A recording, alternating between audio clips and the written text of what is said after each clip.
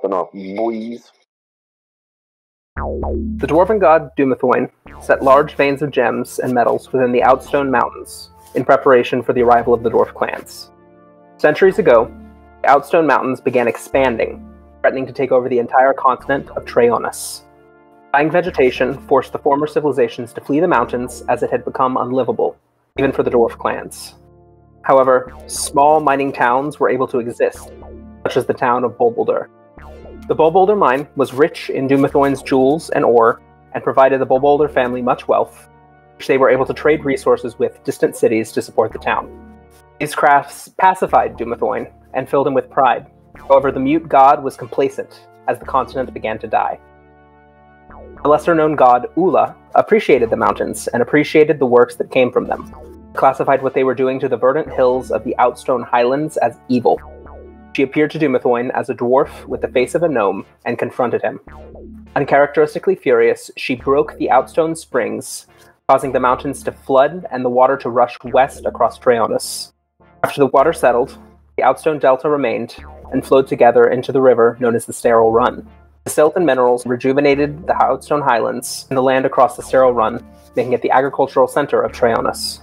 In the town of Bolboldher, Dumathoin's temple absorbed faith in Ula and was renamed the Temple of Dumathoin and Ula, as halflings, gnomes, and humans reintegrated into the town of Bolboldher. The symbol of the temple depicts a mountain with Dumathoin's green gem and Ula's ruby within, side by side. Now, Dumathoin, the keeper of secrets under the mountain, ensures safety of miners, and Ula's heart maintains balance, liberation, and the earth. This is well known in Bolboldher as it is a tale of mining and life. Mostly isolated and overlooked, except for trade, the town of Bolboldher is a small, thriving mining town with very little threat to their livelihood. 20 years ago, and many of our characters were very young, some of our characters were very young, there were frequent raids from kobolds wishing to expand. After the kobolds' many failed attempts, a pact was made between them and Chantel Blythe. This treaty led to Chantel's election as governor of Bolboldher. This is who our party has an early morning meeting with today. As is true in most of all towns, there isn't much need for a full-time guard on the town, so citizens of the town take shifts as volunteer constables, helping the town as needed and occasionally throwing a drunkard in a cell. The sun has just come up, and the valley is in the inconsistent shadows of the Outstone Mountain spires. The trader's camp is visible on a hill to the west. The Gooseberry Inn is very active this morning. Within Town Hall, Chantel Blythe's daughter Paige, who acts as her assistant, sits in the welcome area. Despite being half-dwarf, she takes more after her mother, skewing more human in features, but still stout. Who's the first to arrive? Who's the most punctual? To this meeting? Yeah, who's the most punctual? You all have a meeting today. You know what time you need to be there. Who's first to arrive? Actually, I will be the first to arrive. Alright, tell me a little bit about your character. I don't need your exact class necessarily, but just talk about like what your character does to make money, personality, family, anything like that. Okay. You said this person's name was Abby? This is Paige. Paige, okay. I don't know where I got Abby from. Paige Blythe Whithelm. Okay. You wouldn't have to be Paige, would you? Yes. I'm here for the constable's business. Heard there was a call. Excellent. Yes, that's what you're here for. My mother had to rush away. There was something last night. She'll be back very soon. But who are you? Okay. Booker. I take my hand to shake her hand. She kind of shakes your name off the list and shakes her hand and all that. Nice to meet you. So, sorry about that. Booker grew up in the town of Bolboldher. His father and mother were the town physician and herbalist, respectively. I ended up taking up a trade with the local wood carvers. So that's kind of been my my day-to-day job. I'll work with my father and mother, and then go off and do wood carving services with the guild. All right. Who's next to arrive? Who do you think? That would be your friend or taunt. Right. Into the building walks a large turtle. I slowly open the door and walk up, and I say, "Hello, Paige. It's been some time." Taunt, excellent to see you. As always. And I reach to shake her hand. She'll shake your hand as well. My mother had to go deal with an urgent matter. She will be back in a moment. So if you guys could just wait here, she kind of gestures over to the chairs that are there. Very well. Tell your mother my best regards. You can tell her yourself. She'll be here in a moment. Oh, that's right. Oh. He's going to be a forgetful turtle. He's going to be selling into it really well. You have a meeting with her approximately 3 minutes ago. Oh, I'm late. I look at my non-existent watch. No, my mother's late. You're exactly on time. Oh, okay. And I walk over to the seat and I put my hands on the arm. Do they have armrests? Sure. I put my hands on the armrest and slowly sit down. No, you two wouldn't know each other necessarily. You may have heard of him, but you've never heard of Booker. Hello, I am Ertant. I happen Booker. to be a healer in these. Oh, nice to meet you, Booker. Oh, really? Yeah. My father's a practitioner of medicine as well. Oh, I don't practice medicine too often, but I handle with divine energy from Palor. Ah, right. Palor. Yes. You should come by sometime and see my fish farm.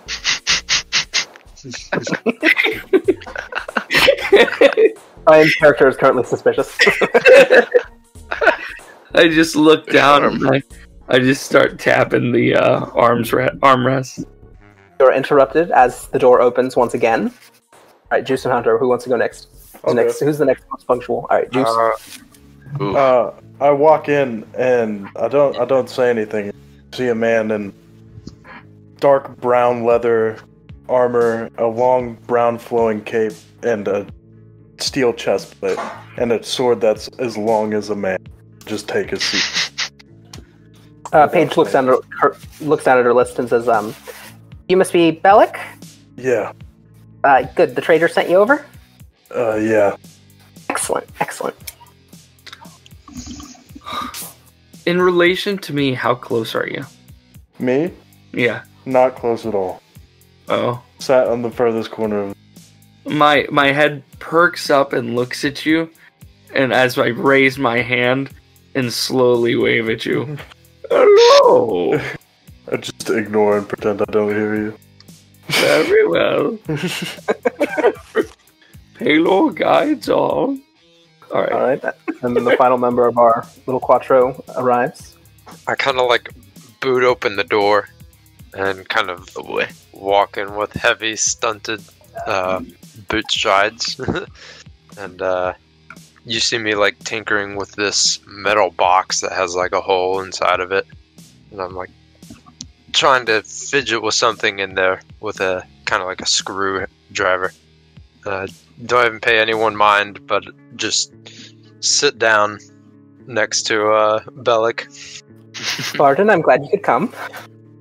Yeah. Quick question. You're working on. Absolutely. Are Bellic and Barton? Bellic and Barton? No, I have no idea he's there. I just happened to sit there. Okay, I was going to ask, are purely- you two from this town, or are you from elsewhere? I'm from this town. You would vaguely know Barton. You would not know Bellic at all. Barton. Bellic he came with the traders. Okay. Barton you would know him as he's a dwarf that works with the mine. He's not a miner, but he designs lights and magically creates lights to help the miners go in there. Cool. Good morning, Barton. Morning. Yeah. Morning. Anyway, go right back to the with what I'm working on. Barton?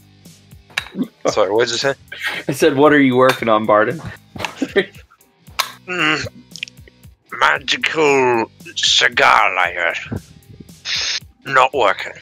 Smoke is not good for the lungs, but cigars are created through our farms, so I support this.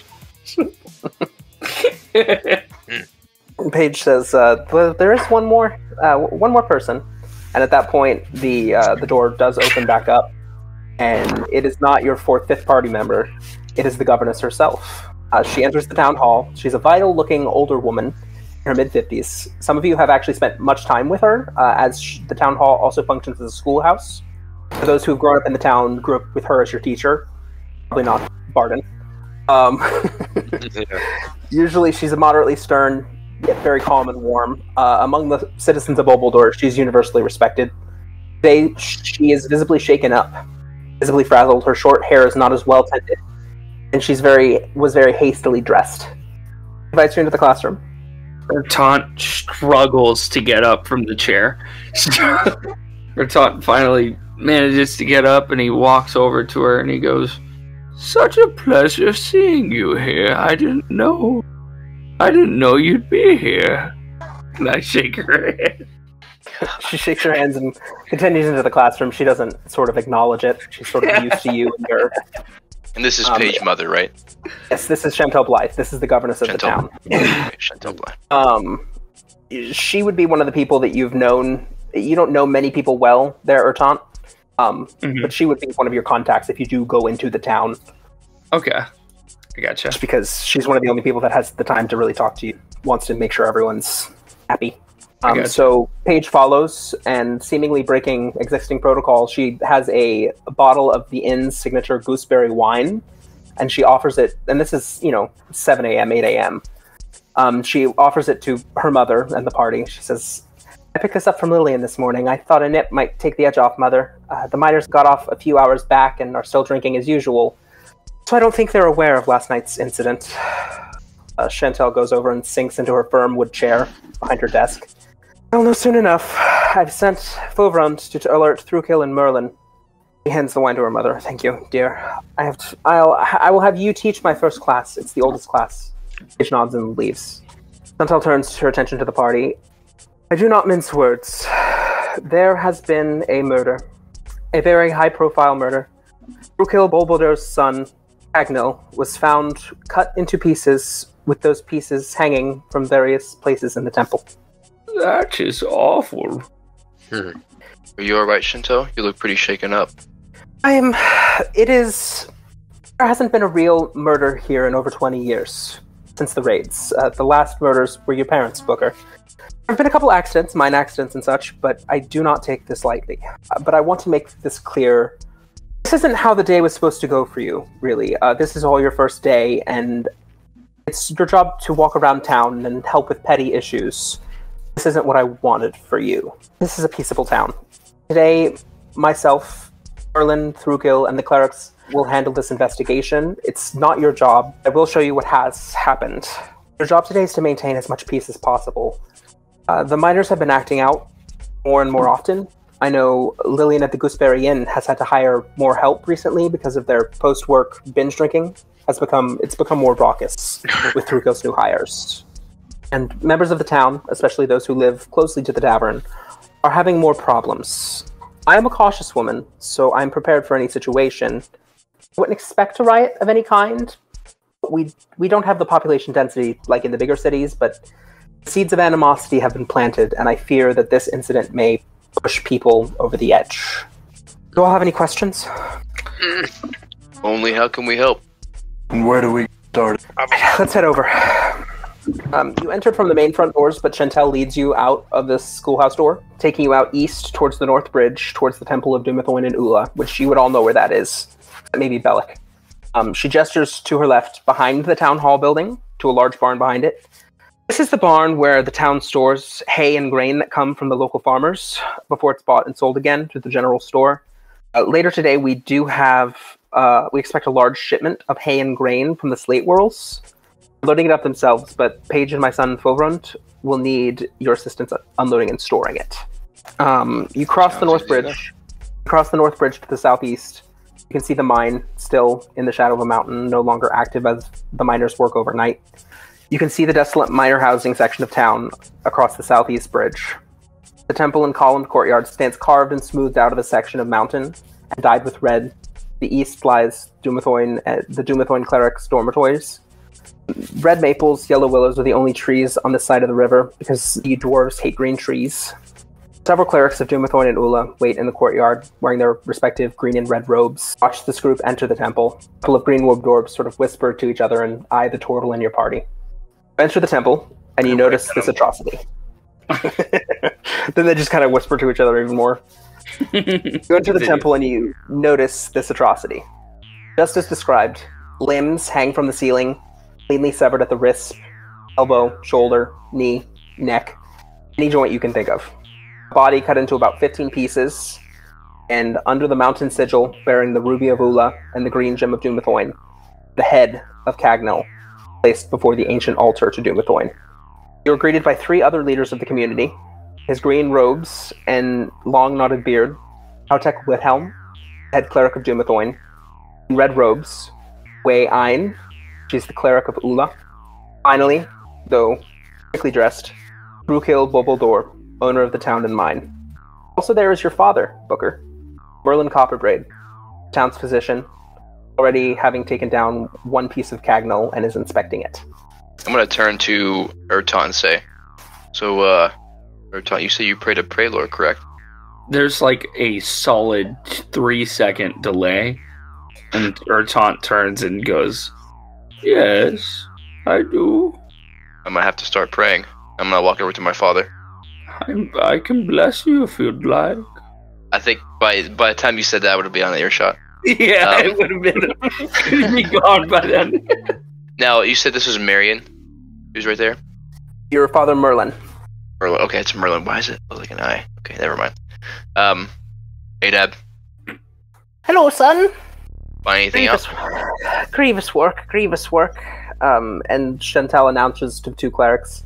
As I mentioned earlier today, these are our volunteer constables for the day. They will be about the town today, and my daughter will handle all my other duties while we investigate this matter. Thurkill, my many condolences. I can't possibly understand the pain you must be in. Thurkill nods. Remarkably seems fairly unfazed. He's stoic and solid like stone. This is my legacy. I lost my wife, took solace in the fact she left me a boy. I know not what to do with the mine now. Chantel, thank you again for coming so quickly, Merlin. He's always on duty. He sort of starts talking to you.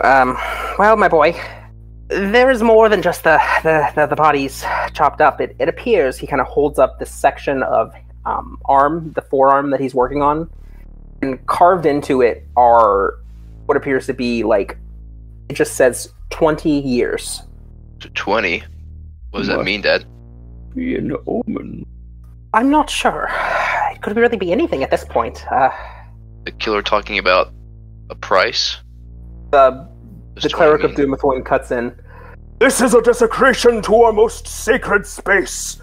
Clearly, this is a message from someone who disparages the keeper of secrets under the mountain.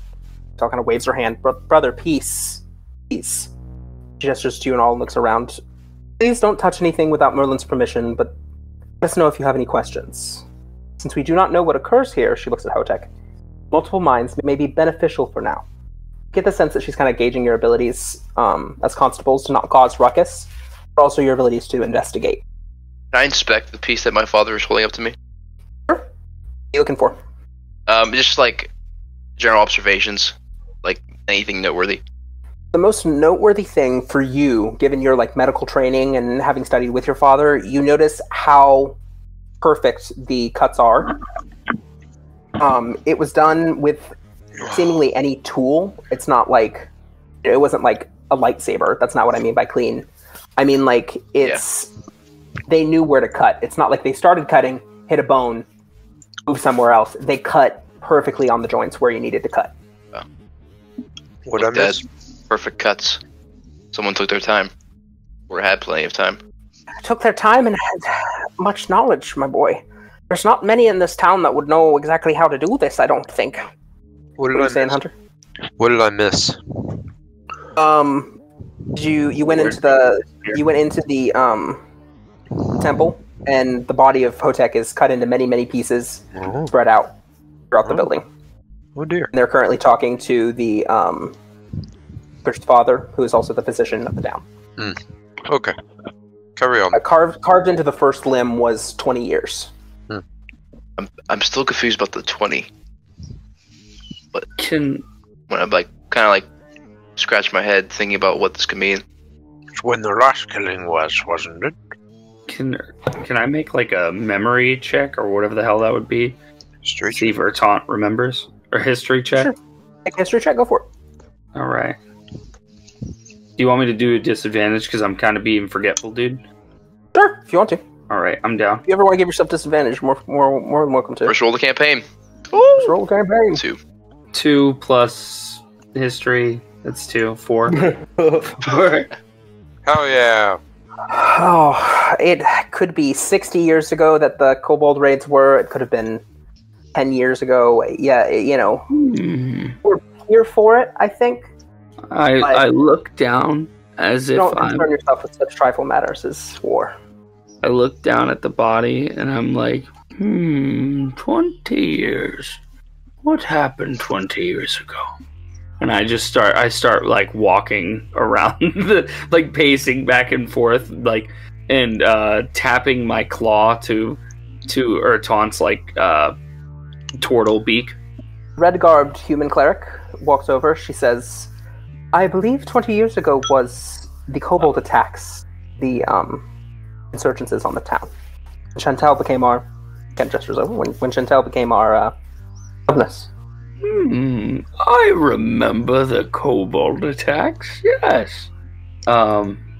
This is obviously a reference to that. Is there any blood anywhere? Is this gory? There is... Go ahead and make an investigation check. A 12. You notice throughout the room, you sort of start walking down the pews, down the aisles and things. There's not any blood anywhere in the temple, except directly beneath hanging objects, the hanging body parts. There is a pool that has sort of formed around the head that is at the base of the altar. But it's, again, a very clean job where there's not almost a sacramental or like religious in their care that they took in taking apart this body. Very methodical. So, what he killed and then... It would seem that, yes, he was killed. It would seem that, yes, he was killed and then dismembered, but then they were enough to not, leave blood splatter all over the building. There is only drip marks underneath each of the hanging body parts. So do we know the actual cause of death? You do not. Just based on what you've seen so far. Taking a look at the pieces, I mean, you've only looked at the one arm so far, and it only has the marks of being cut and then the carving of 20 years into it. Is there a torso hanging up anywhere? There is. I would like to go and inspect the torso. All right. You go over to the torso, and there is very clearly a singular stab wound in the heart. It is not... Make a medicine check, just based on or maybe even a nature check, based on your knowledge. I don't know how much to give you. Disturbing lack of blood, too. 11 plus 3, so 4. Okay, that's decent enough. I'll give you that one. It is very clearly not from a sword or an arrow or any other means that you've seen. Okay. It appears to be some sort of tool, because it's like I don't want to give a shape to it, but it's like circular kind. Okay. I retain that information and do not disclose what I have discovered. Because it's not much. The Merlin has kind of brought with him a bunch of supplies and tarps and things, and so he has spread out that first body part and has moved his way over to the second one. Okay. He pulls down the next one, and it is a piece of leg. It is a foot, we'll say. Okay. And in that is carved 40 years. Like a hand with that, Dad?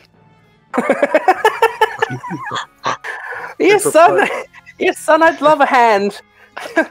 Sorry, this is probably not appropriate. One says 40. Does his dad have a thing of tools beside him? Yeah, he brought his just sort of kit of medical supplies. Can I kind of glaze over what's in that kit of medical supplies and kind of see if there's anything that made a similar wound? I would say that pretty much everything that he brought with him is either things to clean up the job, things to inspect stuff, any like medical tools that he did bring are like small little like incision makers. There's absolutely nothing that would. This is probably, be like a 1.5 inch circular-ish shape to it. Okay. Let me see. Is there anything anyone else wants to take a look at? So there's Pretty much seen most everything. There's not much Does left. every body part have a number, or is it just the 2 limbs? Taking a look, it seems like yes. It seems like they are like meat hung in a butcher's shop Oh wow. and then labeled with those things as if they were for sale to some degree. That every part has a number. It's pretty much always 10 years, 20 years, 30 years, 40 years. See, writing numbers in gold or just the time? Perhaps. Bolboldher speaks up for the first time. Given that this was my son, and given that these are the terms of the different contracts I offer, given that we just brought in a whole load more of minors, I think this is a shot at me, personally. It's possible. I'd say more than possible. Haltech this whole time, he's the green cleric, the dwarf cleric, has just sort of been furiously insisting that it's a shot at him and his Dumathoin, the whole the temple, and Chantel up until now has been kind of just like, no, stop, you're crazy. And so she reminds the party, I think that you've seen what you need to today. I think that you've seen what you need to in order to perhaps keep the peace, should people be worried. I don't think there will be need for any violence today, but if you could please allow us to just continue this investigation amongst the 5 of us. And she gestures to the 2 clerics, Thrukill and Merlin. Oh, and I did almost forget, my husband Rurmum does need assistance at his smithery. He has a store of tools and weapons that he needs to sell to the traders today. We would be obliged to help, considering the terms of our meeting. Excellent. And she kind of passes out she reaches into her pocket. I forgot. She pulls out the little pins almost, just symbolize that you are somewhat of an authority figure in the town today. Right. The other cleric, Wei, she walks over and she pulls out a strip of white cloth from her sleeve, holds them at both ends, starts spinning them around. Is today, would you all please be blessed by Ula? And it sort of glows. You feel bolstered and emboldened with toughness and resolve. She has cast the aid spell on the party. She actually cast it twice. There's so many of you. Each of your hit point maximums and current hit points will increase by 5 for 8 hours. Just in case.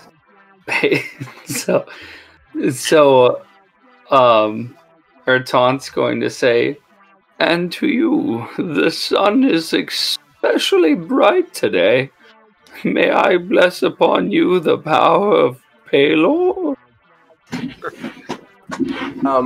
She sort of smiles, looks over at Haltech. Oh, she's just outraged, and she says, yes. She nods at you, looks at him, looks at you, and smiles knowingly. Yes, I would love a blessing. I cast the first level spell bless on her. You cast it on who? On this person. The Ula cleric Wei Ein. Okay. And I say, blessed be the sun and its rays, for today we will have a great harvest. And I'm like tracing like almost like a sun into the sky as I'm blessing her. Waving your religion in the face of one cleric that's accepting and another one that's blatantly not. Did you say it was Paige, or was it her mother that was gathering us? That would be her mother. Paige is still back at the town hall. This is Chantel, the governor. And her mother name was what? Remind me again. Chantel Blythe. Chantel Blythe. Okay. She is. I do have. If you click on your journals. Oh, that's right. Duh. I could be looking at this the whole time. In the main characters of Bolboldher, I have Thrukill Bolboldher, Governess, Blacksmith, Marshall. Okay, this is Paige, Haltech. Chantel. Right. Awesome. Well, Dad, I think Chantel wants us to head out. Everything okay here? Yes, oh yes, yes, he kind of waves. He's like very focused on his work. But maybe if you do have a chance, stop in on your mother. Yeah, of course. I'll She see how she's worries, doing. And I was taken away very quickly this morning. As is necessary, he adds. You betcha. You're heading over to the smithery? Yes. I think Yeah, we're gonna follow Chantel. it's our obligation. Would my mother's place be on the way to the blacksmith? Would not. It would be Okay. I was gonna stick somewhat on the running. way, but it wouldn't, not directly. Okay. And we would have theoretically actually just come from there. Oh. Theoretically. So you all travel west across town, over the bridge, towards the main well, giving you the first chance to speak to each other about Chantel and discuss anything you'd like. Well, that was weird. Very. It was such a gruesome sight. And yet, not as much blood as there should have been. It's enough to make my breakfast churn for a little bit in my stomach. I want to turn to Bellic and be like, "You're with the traders, right? You're not from around here."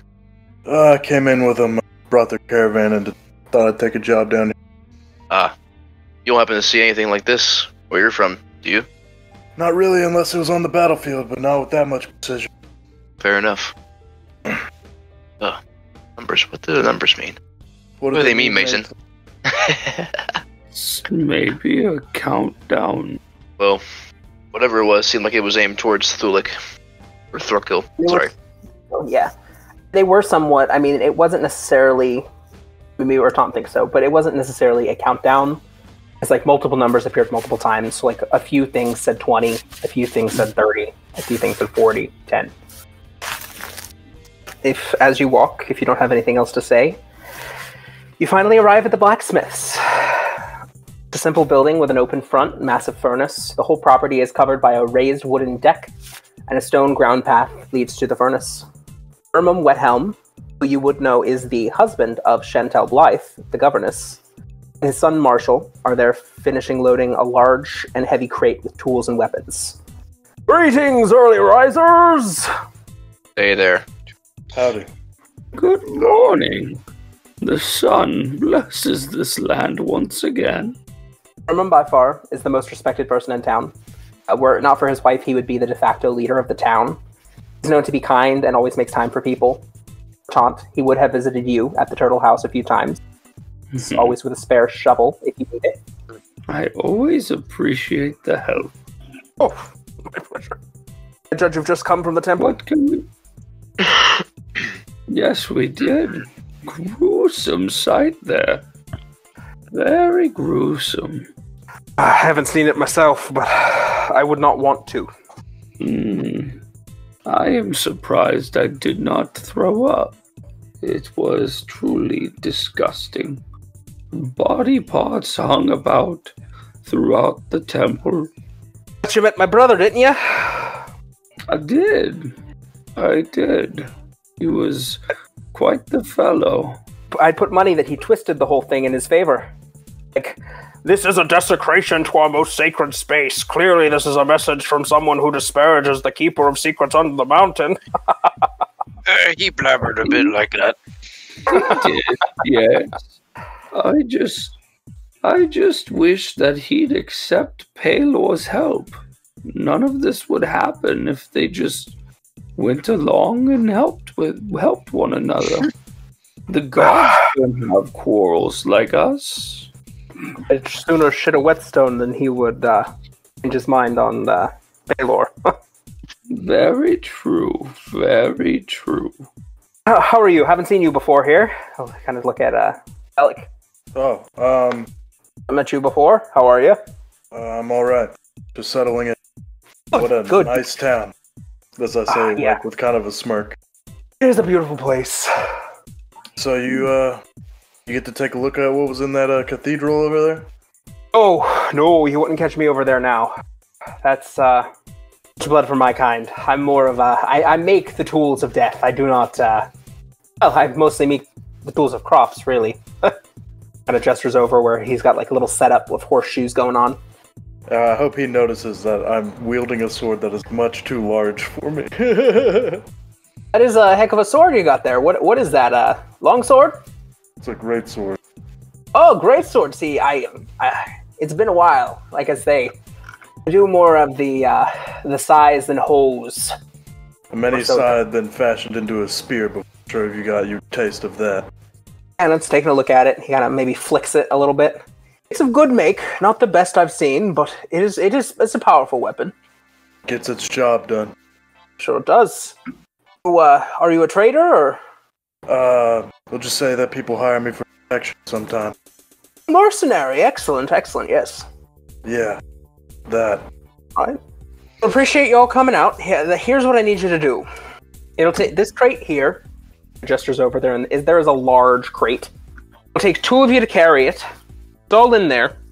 When you get to the trader's camp, you'll be looking for a gent by the name of Rohan. You know Rohan? Yeah, I work. Yeah. I've been by there this morning, and already agreed on the price. 450 gold, 8 silver, and 2 copper. He's quite the negotiator. He'll kind of slap Barden on the shoulder with a laugh. Just deliver it on back here when you're done. Don't have to worry about any thieves, but keep an eye out for sure. Will do. Who gonna carry the crate? Bellic will pick up one side. I'll pick up the other. Can we get someone other than this old turtle to help me carry this? I'm actually quite spry. I can, if you don't mind. I'm only 34. I think it'll go a little bit fast. How fast do you move? Fast enough. I move 30 feet a turn. I move slower than the turtle. Don't judge a book by its cover. Now I just imagine your character, Hunter, as fucking Cartman's character in World of Warcraft in that episode of South Park. What? I think I know what you're talking about. I don't know. Yeah, the episode where they play World of Warcraft. Yeah, no takers. I've seen it. No. Am I the only one? You aren't wild. I guess you're the only one. Unbelievable. Here, I'll post it in the chat. Don't know the South Park. I'm not deep within the South Park lore. Lord. It's like one of their best episodes. So then you head off. The quickest way to the trader's camp is down this way, just past the Gooseberry Inn, to the west. And then you take the main road, take a right and up the hill. You begin your walk, and just as you start to pass the Gooseberry Inn, Booker, I think with your passive perception, you are able to see a creature that has apparently been keeping an eye on the blacksmith. It is a large insect-like monstrosity, the size of a small pony. Jesus. It lunges from the bushes with 4 legs. So we're walking north towards the farm, right? Yes. Let me go. We're going around past the blacksmith's house, and we see a creature come out from the woods. And pull you up. Hell yeah. And just as you're walking about here, in these bushes over here, it has 4 legs, a short humped body. Its hide is thick and lumpy, with a yellowish tan on its belly, rust-colored red on the back. Its tail ends in what looks like a double-ended paddle. 2 long antennae come out of its head, 1 under each eye. It leaps the little half wall, and it rushes towards the chest of stools. Everyone, please, roll initiative.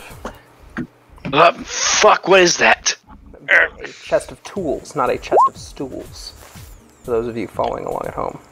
Chest of stools. I got 4. I got a 9. My roll's not showing up. They're not. What the heck? I got a 10. Let me go ahead and I will place you all on this map. That's your crate. Characters. Bertant, you in the front or the back? I'll be in the front. Bellic. Booker was the one that saw it, so we'll put him maybe like here. You happy with that spot?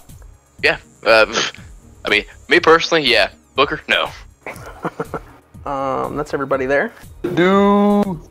There he is, just in time for a combat. Combat.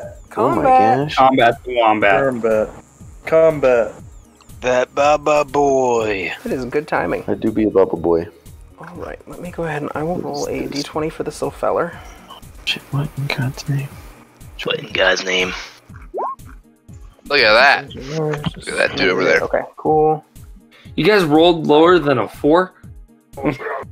I don't remember the rule, but is there a rule where, like in D&D, where if you don't want to take your turn yet, you can wait? Yeah, hold your action. It would be holding your action, but that does not affect movement. Yeah. You cannot hold your movement or any bonus actions. You can only hold an action. Okay. I thought that there was an action or something you could do that would move you down on the initiative order. Hey-yo. You could theoretically just be like, oh, I have disadvantage on initiative because my character's stupid, and then you can lower yourself, but... No, I won't do that. But I want to see if I can find it, because I thought it was... Alright, we roll initiative there, Eli. Okay, let me roll mine then. And then... Let's see. Juice was an 11, okay. Go ahead. right? Go for it. And then Hunter was a 10. Fat 20. Look at you! Alright. I don't know. Hunter's a lot of fun. I don't know what we'll just roll with it. Fuck it, we'll do it live. So, emerging from the bushes, Booker sees this creature start to leap the fence. And from the other side, you hear a man running up. And we can go ahead. This is your turn. We're ready to go. Hey, your map is so pretty, Richard. Sorry. Oh, thank you very much. It is a pretty map. I like it. It's Karari, is that right? Karari, yes. Karari Damas sprints into the battlefield. Figure out something. Oh, the boy's a tiefling. Hell yeah. Hell yeah. A beef I honestly forgot how to use Roll20. I have to.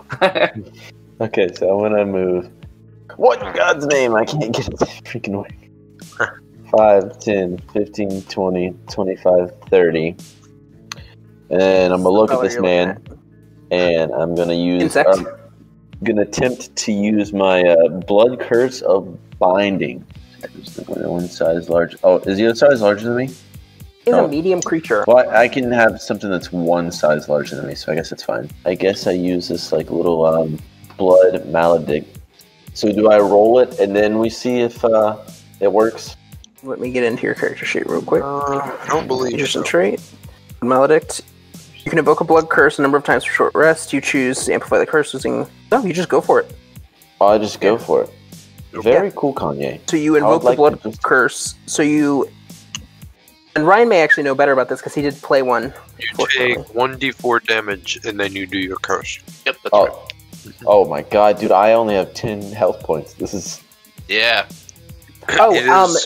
Give yourself a 5 bonus because she would have aided you as well. When they were in the temple, one of the clerics cast the aid spell on them all and gave them not 5 temporary hit points, but their hit point maximum raises 5 points. Oh, is that permanent? That is for 8 hours, yes. You're doing the curse of binding. Oh, you attempt to bind a creature you can see within 30 feet of you. That is more the target. So I make a strength saving throw, DC 13, or I have my speed reduced to 0. 0. That's what it is. And then if you amplify it, then that's when you click on your thing. Okay. Do I choose to amplify it before or after I know it succeeds? Before. At the end of each turn, a cursed creature can make another strength saving throw and says the curse ends. Does the creature have blood in it? Yeah, I would say it does. It does. That is an important thing. Yes. No, it does. When he said the blood, yeah, it does have a blood. I will go ahead and make my... Yeah, I'm going to go ahead and make my roll.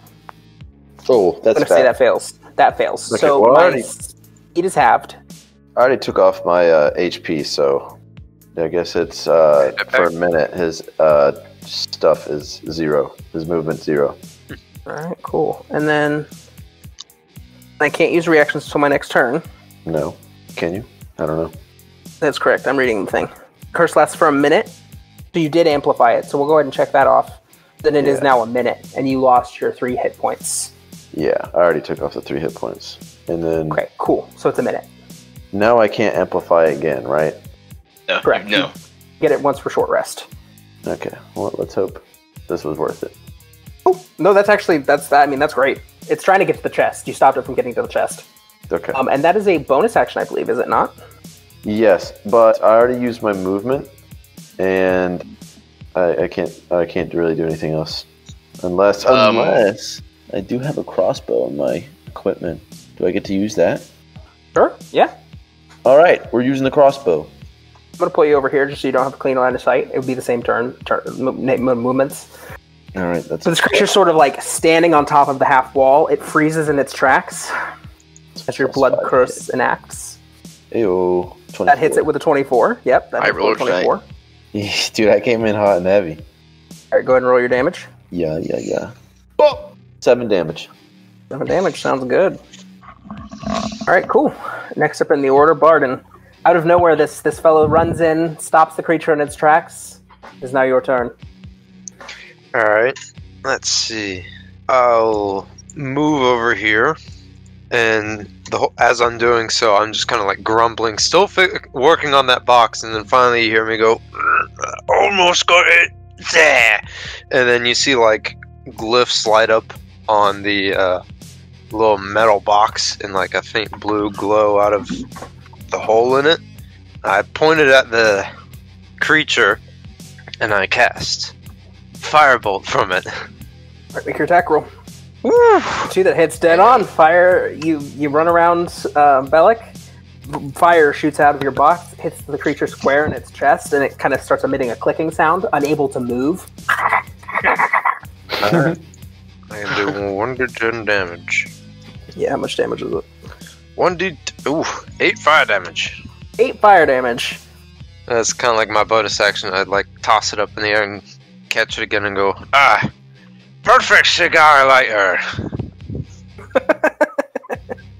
And that is my turn. Right. This feller, who's not able to move, I guess he gets to make a strength check, right? Another strength saving throw to see if it can see how this works. Notice how all the high rolls started coming out when the creature came around. How curious. Yeah, interesting. I downloaded the Roll20 hacker mod. Yeah. Eli's just got super whiz kid skills. Yeah. At the end of each of its turns. So at the end of this turn, it will take its turn, sit there and go, ah! And try to break free of the curse, the blood curse. That is what is your DC? 13? Yeah, so that's... 13. He's got a +1, so he breaks it. He can't go anywhere, so that's good. Alright. Alright, well, I'm going to drop the crate, move up to the creature, and hit it with me sword. D20 plus 5, so 16 to hit. It does hit. Okay. 2d6 plus 3, 7 damage. Alrighty. It's sort of shaking and it's It has broken free of the curse and it is flustered. Angry. Booker Savage. Angry bug. Okay, I'm going to take a step back behind. I'm gonna dash back kind of like near this bush, next to our mysterious acquaintance. When I look at him, like, you new to town too? I'm new in town. Sorry I've been late to the party. As he replies, I'm pulling out my bow and drawing back. Oh, it's a nice place. You're gonna like it here. And I'm gonna let one fly. Alright, make your attack roll. Just make sure I have everything. While you're making your shot, you look at it, and you are able to notice in the heat of battle, around its 4 legs are like little, not like manacles, but little like chain sort of cuffs on it. And there is around its like midsection a chain, or like a, So it was held captive. It was held captive. Interesting. Alright, I am not proficient with bows actually, but I'm gonna do it anyway. 9 to hit. And a hit? I'm does not proficient hit. with bows, a fighter. It flies wide.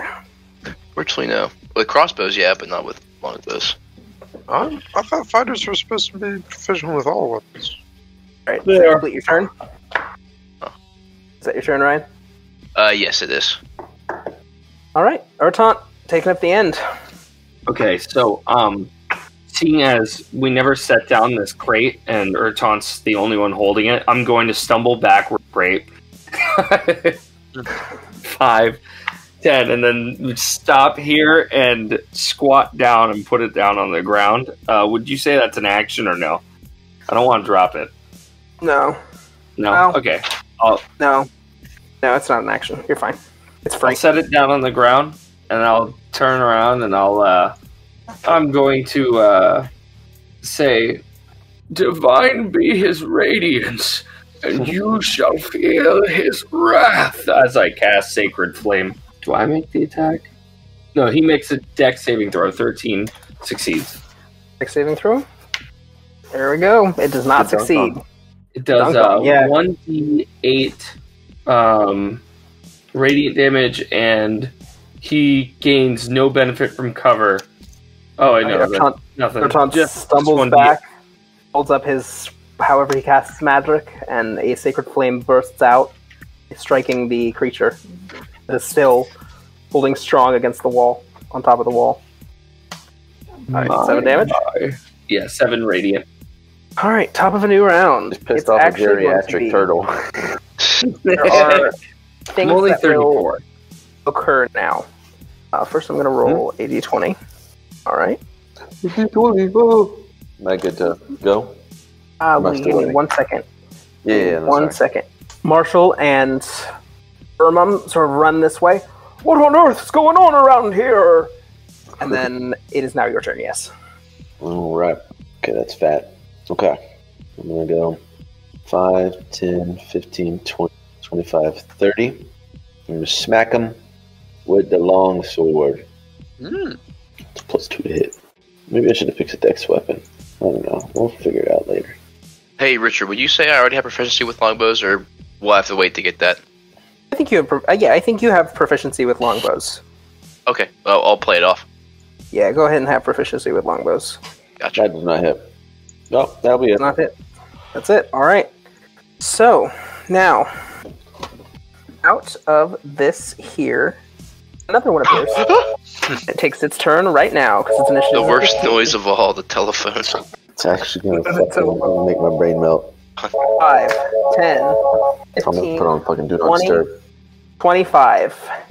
It rears its head back, jams its head through the top of the box, shattering the top of the box. It activates its antenna ability. Rust Monster corrodes a non-magical ferrous metal object it can see within 5 feet of it. If the object isn't being worn or carried, touch destroys a 1-foot cube of it. It strikes its head down, and the top little layer that you can see of the swords and tools and things begin to corrode. It is eating the metal. Hey. It is your turn. What to do about this lad? Dastardly little bugger it is. Random turtle noise. Turtle noises. He's eating the iron. Iron. We must stop it. Pardon? I'm trying to think. I'll whoop around and try to blast the creature on top of the box with another firebolt. 15, that just hits. Yep. Yes. Your box shoots out another firebolt. It hits the creature. Doing 6 fire damage. 6 fire damage.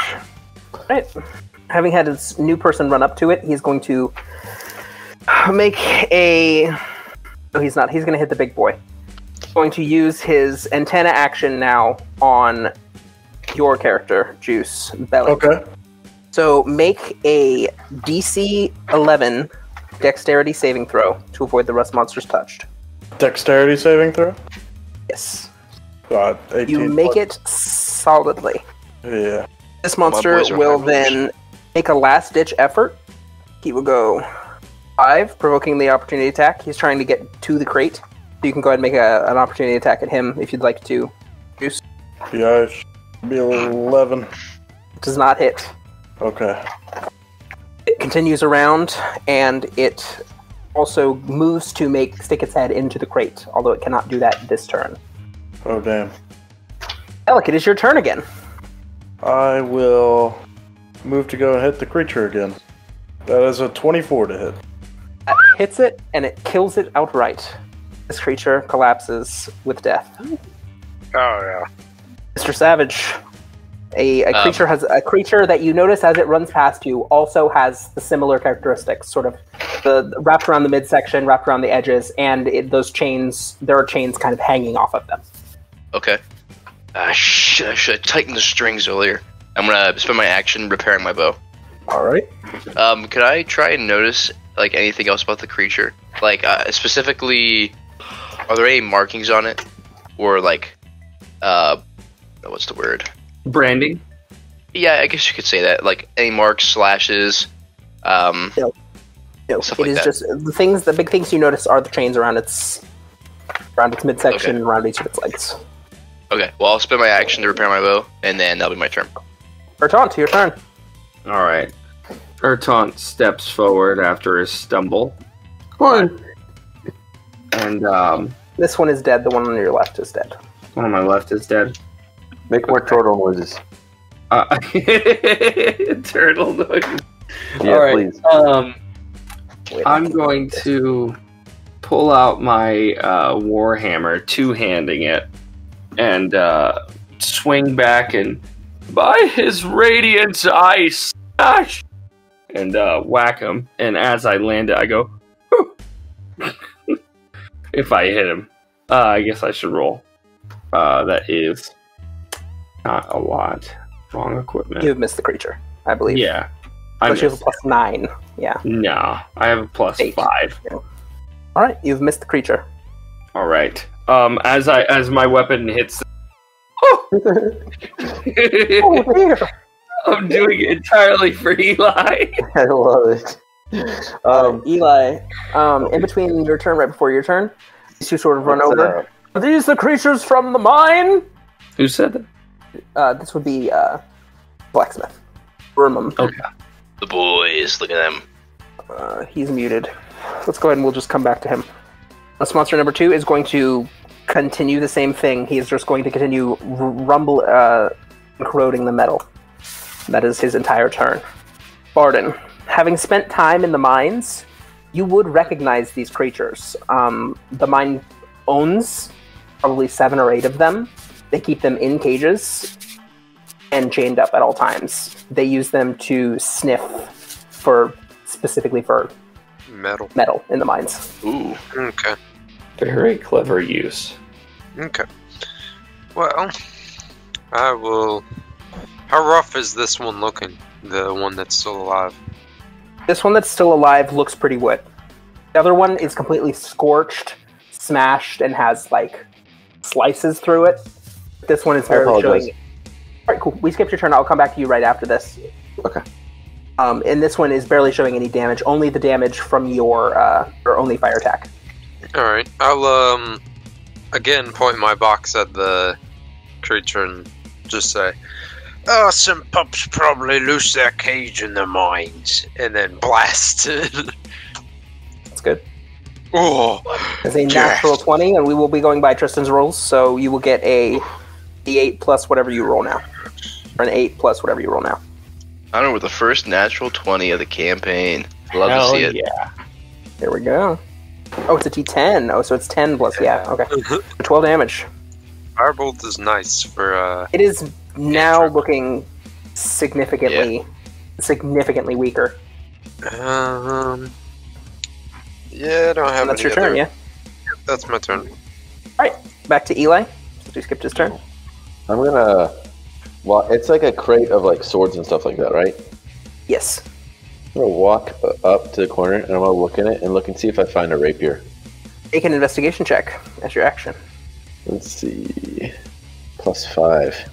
And that's not with a advantage, right? It is not with advantage. Okay. It is in fact the DC is slightly higher due to the degree of corroded metal. You are not in this area. You find one, you pick it up, but it's completely corroded. It's not a usable weapon. Sort of like blackened and withered. Stinky. DC was a little higher because he spent 2 turns digging around eating in there. So like the top Oh my layer gosh. is just completely congealed over. It's pretty gross. Very gross. Alright, well, that'll be it. Whew. This one's dead. Bellic. I'm going to move around to this one and try to hit it with my sword. That'll be 17 to hit, sir. That hits. That definitely hits. Go ahead and roll your damage. Alright.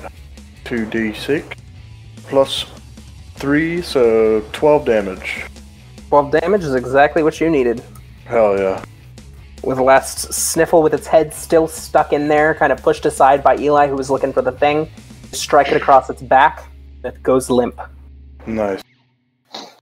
If combat's over, I want to look a little bit deeper for that rapier. I'm going to walk back towards the wall and try and find my arrow I shot out. Right? It is on the other side, so you would have to climb over it, which is easy enough. It's a short wall. Go ahead and make another investigation check, Eli. Yeah. DC will be lower because you're not in battle. 8. It's going to require some sifting. Vermin kind of comes over and says, "Oh, those things. I built the cages for them myself, but I don't believe they could have gotten out." And he starts pulling out chunks of like corroded metal and just like broken pieces and anything that the guy got to. It looks like about the top third of it is just nasty and unusable, unsellable. Eventually he does pull out, all of it, and there is a rapier sitting in there. Oh wait, do you think I could requisition that fine blade? I'll trade you my longsword. Yeah. Oh, with the trade. Oh, yeah, that's fine with me. I was going to say you could just have it, but you guys have done me a bit of a favor. I mean, it could have been much worse, I think, if you hadn't been here.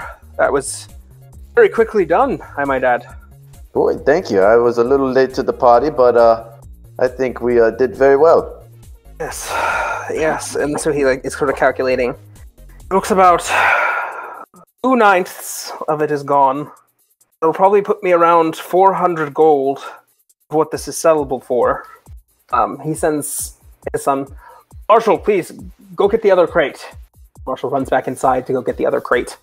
And you guys will kind of have to transfer that over. Okay. You share your information there, Hunter, that you had? Oh, yeah, that they were basically used to sniff out metal in the mines. That's what they're for. Can't imagine how far they would have had to come to get over to this side. They're adventurous little things. Very, very curious. These two got out. I wonder if the rest got out too. That's a good question. Long shot. The fucking bow. What's a long shot, Tristan? Huh? I said it wouldn't be a long shot. Like, in reference to more of them getting out. So, Marshall comes back with the new box, and you all sort of get rid of all the old metal that's eaten and nasty. Fill up the new box, because the box top is completely shattered, and fill it up. It's not as heavy, but it still does require the 2 people. Alright, I enter squat position, and I put my claws underneath the box, and I look to... It was Juice that had it the last time, right? I dropped it. It dropped it. Alright. And I say, ready? Lift on 3. 1, 2, 3. And I don't lift for a solid second after 3.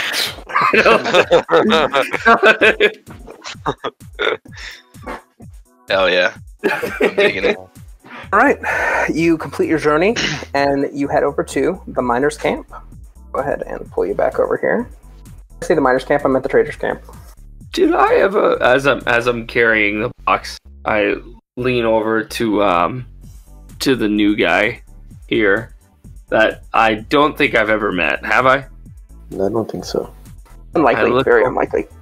I lean over to the new guy and I say, "Have I ever told you about the time I moved here?" I don't think I've heard that. I'm down for a story, though. It was a little over 20 years ago. Maybe 25, 24. I don't remember. 24. And that means I'm 38. And I came out here to spread the good word of the Sun Lord. But no one here wanted to hear me. But I found a nice little outcropping that gave a beautiful blast of sunlight every day. And that's where I made my home. Well, that's quite interesting. Yes. Maybe you could come by and see my fish today. If I find myself with the time, I imagine I might stop by. Fantastic.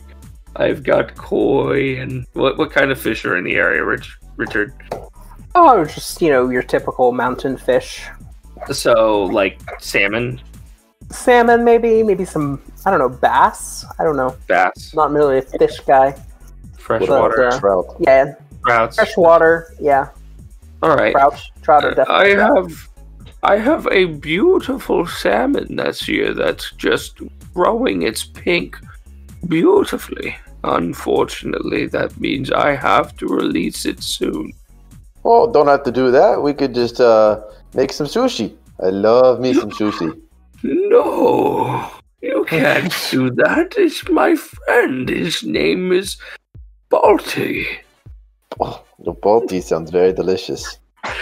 No, Balti is my friend. But this is okay. Paylor will guide you down the right path. Whatever path has sushi. Hey, Richard, where would where would me and my family live in this map? I would say that you all live in there is an area with the shop associated. No, not over there. This sort of area is like the town commerce. It's like a 2-story area. Okay. Right in Cool. here. We could either say either like this building or this building, something like that. Okay. But it's definitely on the 2nd story. Okay, we'll go with the brown house because it has the flowers beneath it. Yeah, cool. Okay, just want to make sure. Yeah. So with that, So we were going to the traders camp. We would have had time I would have had time to go back there on the way, right? if you'd like to, yeah. Yeah, sure. Sure. Hey, I'll catch up with you guys in a moment. I need to go speak with someone. See you later, Okay. pal. Continue your journey Very down this nice way. meeting you. I'm gonna do like a little head nod, smile, and head off. Right along here, he kind of splits off. There is a 2-story thing here. You go up those stairs. The rest of the party kind of continues around. There is a hill here that the traders' camp is set on. You walk up the dirt path, and with Bellick's guidance, you easily enough find the trader Rohan that was described to you by the blacksmith. Rohan.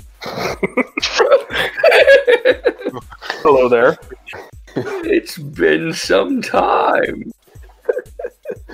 Yes, I remember you the last time I was here. You purchased a shovel from me.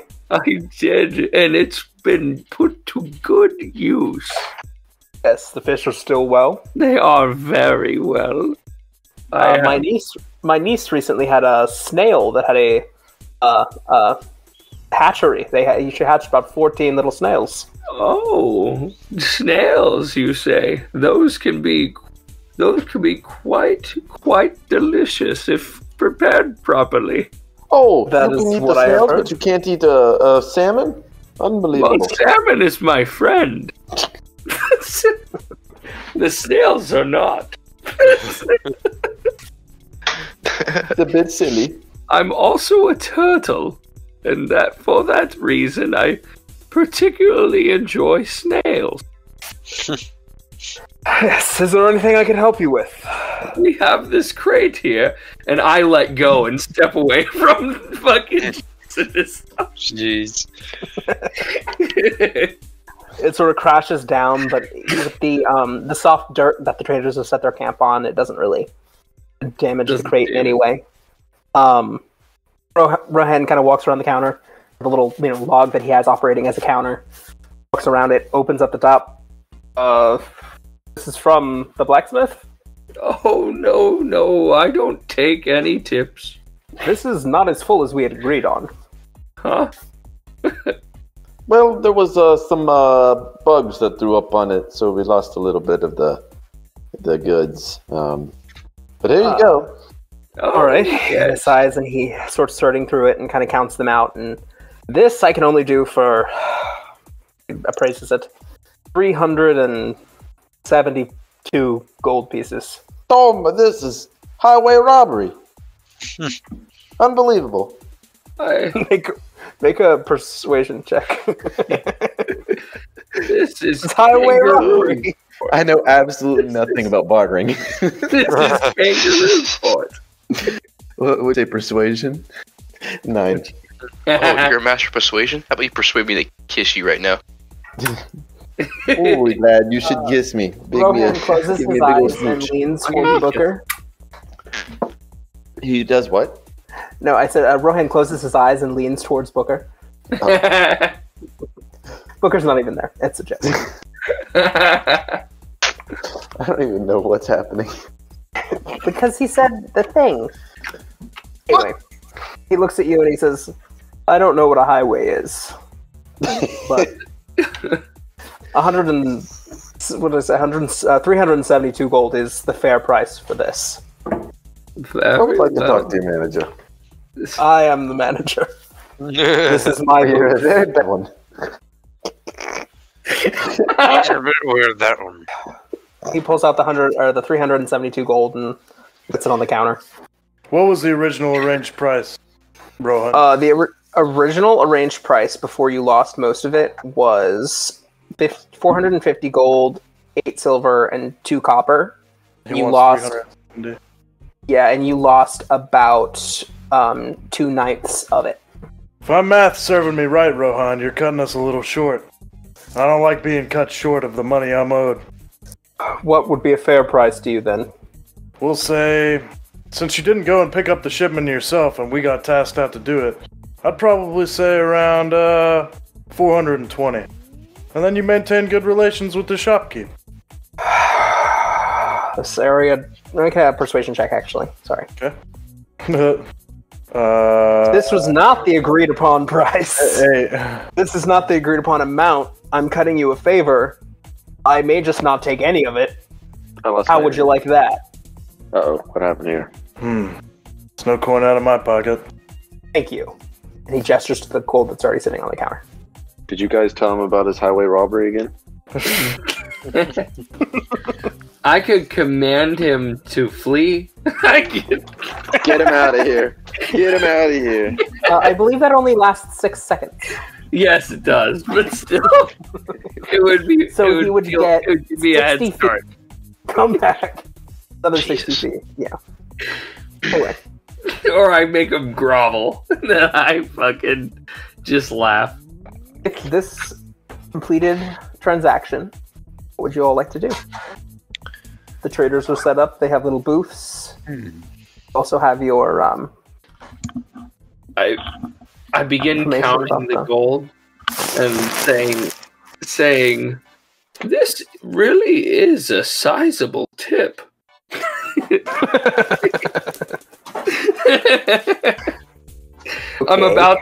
I slowly start opening up my coin purse and I'm about to start dumping it in. Does anyone stop me? What are you doing? I'm saying that this is a sizable tip, and I'm slowly opening up my coin, about to dump it into my own fucking wealth. Boy, you gonna take all of that for yourself? It was a tip, right? For all You'd of be us? crazy if you're thinking we're not splitting that. Oh, I thought he gave all of us one. Well, you thought wrong. Oh, well, here. And he goes, you may divvy up the loot. And he hands it to you slowly, closing up his own wealth pouch. Divvy it out to everyone else. What? It's not a tip. I not a tricked you all. What's going on here? They're stealing Something's off Rurum's about money. this guy. Oh, we're stealing? The whole tip thing has been misdirection. I mean, you're supposed to deliver this money back to Rurmum, who's the blacksmith. This was his goods you were bringing for him. Well, yeah, we'll take it back to him. Yeah, we'll All just take it back. So You're close, Tristan. who has the money that we need to give to Irma? I'll just hold on to it. Oh, that's probably for the best random stranger I met today. And who are you? My name is Ertaunt. I am a turtle. I am Karari. It is a pleasure to meet you, but an even bigger pleasure to meet me. Oh no, the pleasure is all mine. I reach out and shake your hand. So, we've panned back over to the apothecary. You climb the one story of steps just right there. Enter your very familiar shop. Little bell goes ding ding ding. Hey, Mom? Mother, Ivanov Copperbrain, sits and is sort of measuring out some herb on a scale. She turns, "Oh dear, Hey, Mom. Welcome home. How is your day going? Well, it's been a doozy. I Went and talked know. to Dad back at the temple. A murder on your first day as a town volunteer constable. Yeah. A pretty bad one, too, Mom. Oh, please don't tell me about it. Please don't tell me about it. I don't No, that's like to great. think about that kind of thing. I just wanted to come in and check on you. You doing all right? Yes, I've been keeping myself busy with the work, but it's been very tricky to keep my mind on it. While she's talking, what plants are she dealing with right now? This is... I gotta scroll down. I was hoping I wouldn't have to scroll down. This is clove. It is a simple remedy for many like cuts and bruises and things. Okay. Clove. Who's got cuts? Oh, this is just for anyone who comes in to buy it. I'm just measuring it out into these pre-portioned pouches. I have 1 ounce here, then 16 ounces, and kind of thing. You always were the staple of the family. I give her like a Yes. smile. Thank you, dear. This has been rough on me and your father, this murder in the town. We came here because we didn't expect anything like this to happen. We never told you. Told me We had a what? son. We had a son by the name of Nimble. And we lived in the city far away. And he was murdered. Not in I'm a like, similar fashion. Just like a mugging, I think it was, gone wrong. I'm sorry to hear that, Mom. Yes, we never told Never you. knew. That's one of the reasons we adopted you when your parents died. Because you were a child without parents, we were parents without a child. Just feel so bad for that Thrukill. What was he like? Nimble? He was bright. He was fast. He was intelligent. Almost as intelligent as you. He too was studying take over with your father. Studying human bodies, home bodies, other physician type work. Died. Oh. Zila. I do feel It'll be bad okay, for Mom. Thru. Thank you. I feel bad for Thrukill. He's a stern man, but I'm sure it hurts him to lose the child. Oh, you say it was bad for Thrukill? Thrukill, yes, Thrukill Bolboldher, the owner of the town.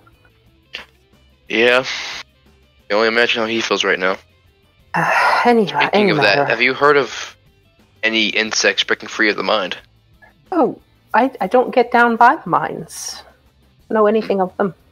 Well, besides the Why? Why do you ask grisly this murder question? this morning, Wait a moment. Yes, tell me. so me and the other group of... What was the name for our group? The, Volunteer constables. The turtle. me and the other constables, we were supposed to deliver goods for Rumum to the trader circle. And 2 of those insects from the mines broke free. Started eating away at the metal. 2 of them. So if there's at least 2, there's probably more out there, Mother. Sort of leans back Just and be safe. flips through a book real quick. It sounds what you're judging me. It sounds like these are the rust monsters. Yes. Yeah, that was definitely them. And there might be more about? But I don't know. I wouldn't put it past it. It says here that they eat ferrous metal. I think that I'll stay inside today, but I think that it's good that I don't deal in ferrous metals. I have these glass vials and things, and mostly herbs, but I should be fine, don't you think? Yeah, I agree. No metal, no problem. Right. Well, if you need anything today, dear, don't worry about stopping by. I might have food later too. Sounds great, Mom. I'll be seeing you. Good night, dear. Or goodbye, dear. I'm gonna walk out the door and head back to the trader circle. Fool's bulling in the leaders' camp. You're still standing in front of Rohan's tent. Eli said he lost his internet. He'll be on in a little bit. Like, cool. I would say at this point we'd start moving towards the blacksmith to give him his payment. On your way out, there is by the entrance, sort of a skeevy-looking gentleman, a halfling fellow, bloodshot eyes. You guys want to make a quick buck? A coin? Maybe. All right, I have a game here for you. And he's got like his tent is like has been repaired so many times that it's almost not even the same tent. There's just patches everywhere. He sits there's sort of just like a wood board in front of him with 3 little cups on it. Interested? It's a betting game. Well, I ran back to them already. Yeah, this is probably why you're happening. Okay, gotcha. Gambling is a sin. To abstain. Only if you lose. No, it's always a sin. All right. If you want to wake away from some good, clean money, that's fine by me. And Ertaunt begins just walking away slowly. Okay.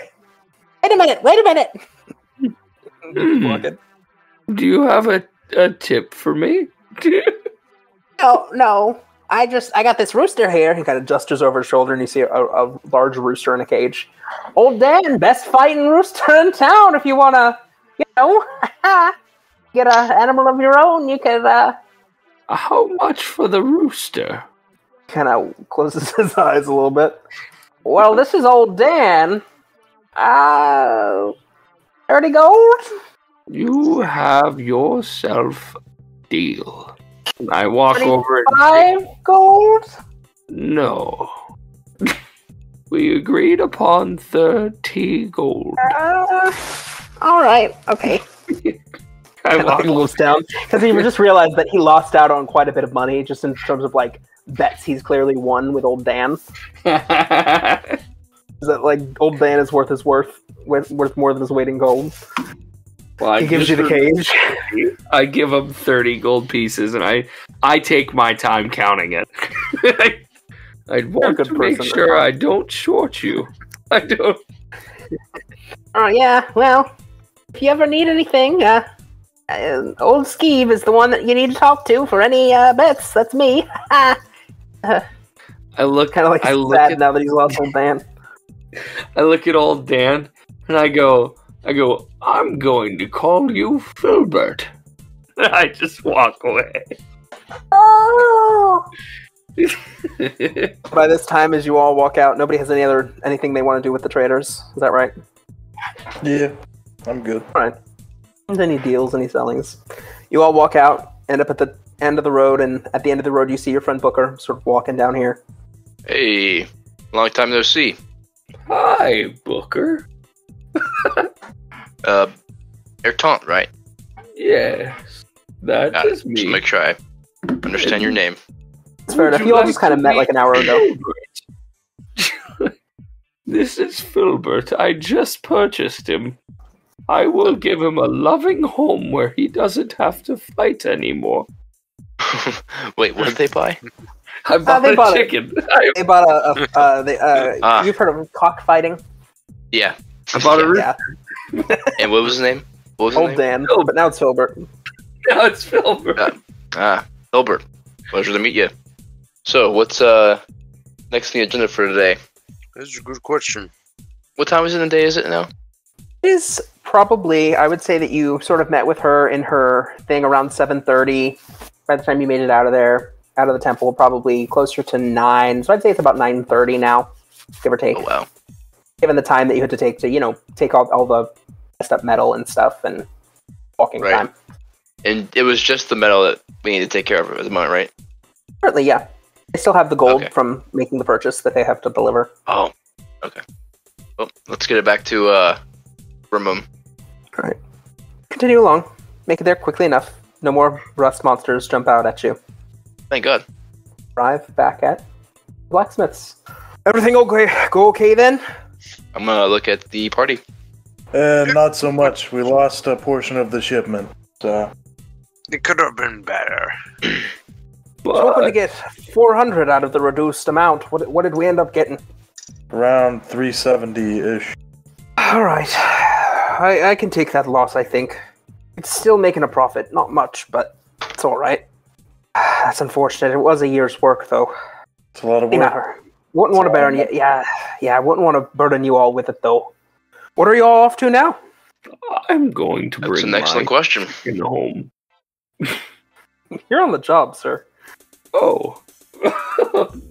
Can't tell us anything else for us. I might go talk with my dad again.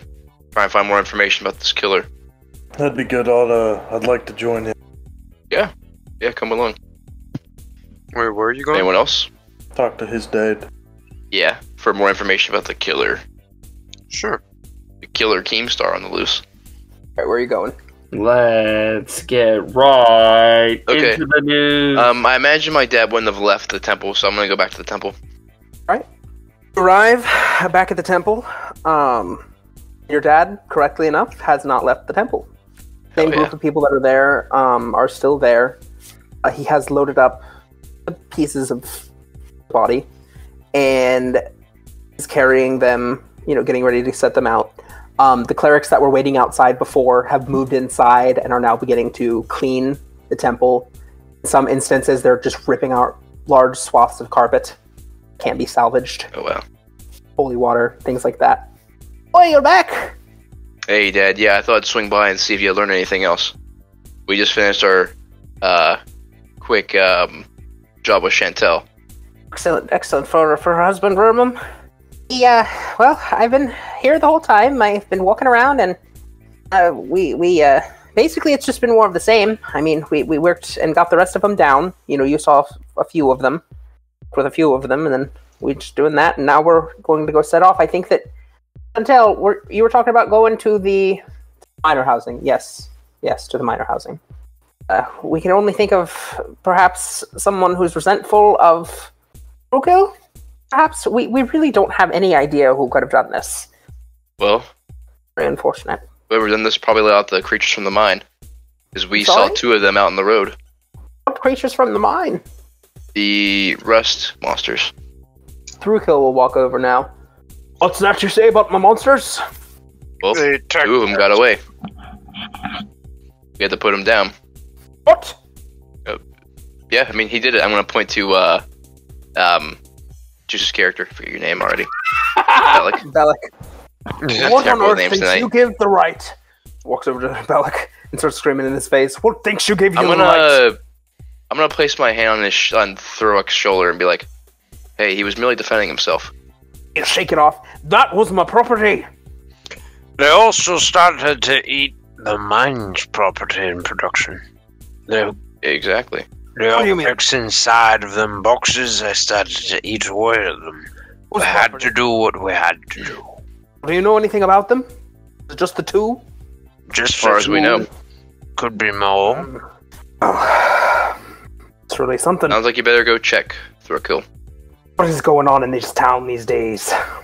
For killing my boy. For letting free my beasts. Another thing to have to deal with. Was there a particular reason you dropped by, son? Oh, yeah, I just wanted to see if you found anything else. It's the same. Well, I didn't think a murder mystery would be on my to-do list for the morning.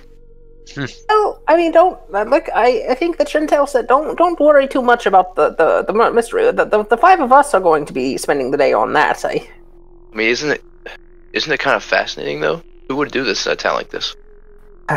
Fascinating. I don't know if that's the right word. Atrocious, really. I mean, Father, look at it this way: the way the body was cut, the numbers. Someone is clearly after Thrukill. Yes. The monsters being released. He's not very kind. That's why we're starting with the... He'll lower his voice, can talk only to you. That's why we're starting with the miners, the new miners he brought in. He promises them a decent life and ends up being a rough life. He pays them. He mostly just pays them in housing. Between you and me, it's really not that good. They work off their debt that way. That's what you heard earlier. And that's why I think they spend so much time in the tavern, taking off their misery. I see. Do you know for sure that it was only two of those monsters that got out? I mean, I'll be honest with you, Dad. I think there's more. Because there's only two if two got out, then probably more got out. Especially if someone let them out. But I don't know. More than that's. The five of us have our hands full with this investigation. Maybe you should look into the beasts? Yeah, I can do that. Monstrosities? Yes, they'd be classified as. Yeah. Well, whatever happens, Dad, stay safe. Oh, I spoke to Mom, by the way. Oh, that's wonderful. How was she doing? How's she holding up? Yeah, she's a little spooked, but she'll be fine. She's preparing cloves. Hopefully, not too many people need them. Yeah, it's really just for true. scrapes and bruises, you know. Kid scrapes a knee and kind of thing. Yeah. All right, Dad. Well, I'll be seeing you later. Head on out. Thank you very much. Always on duty. All right, I'm gonna turn around and see what to do now. Five leaders leave, giving you all the opportunity to discuss your next move. With a reminder that Chantel had asked you to be at the hay and produce barn before sundown to unload a shipment from the Slade World Farm.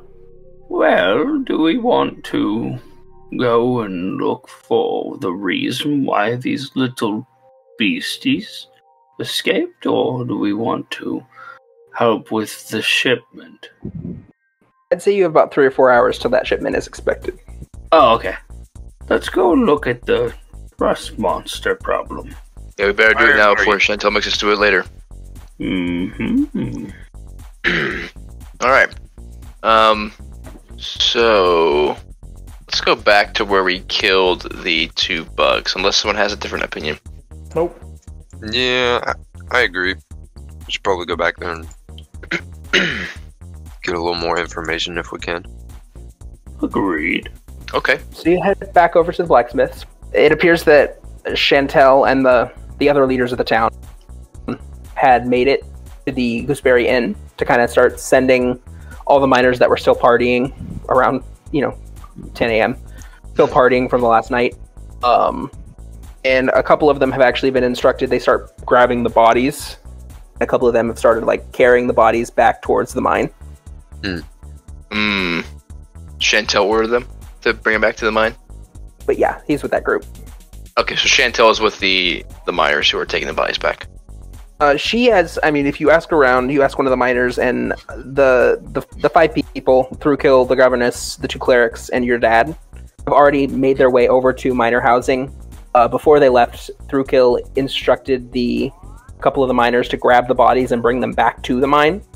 There are some miners, not miners, but there are some dwarves at the mine currently, and they're just sort of loading and unloading boxes and stuff right now, and sort of get them to them. Okay.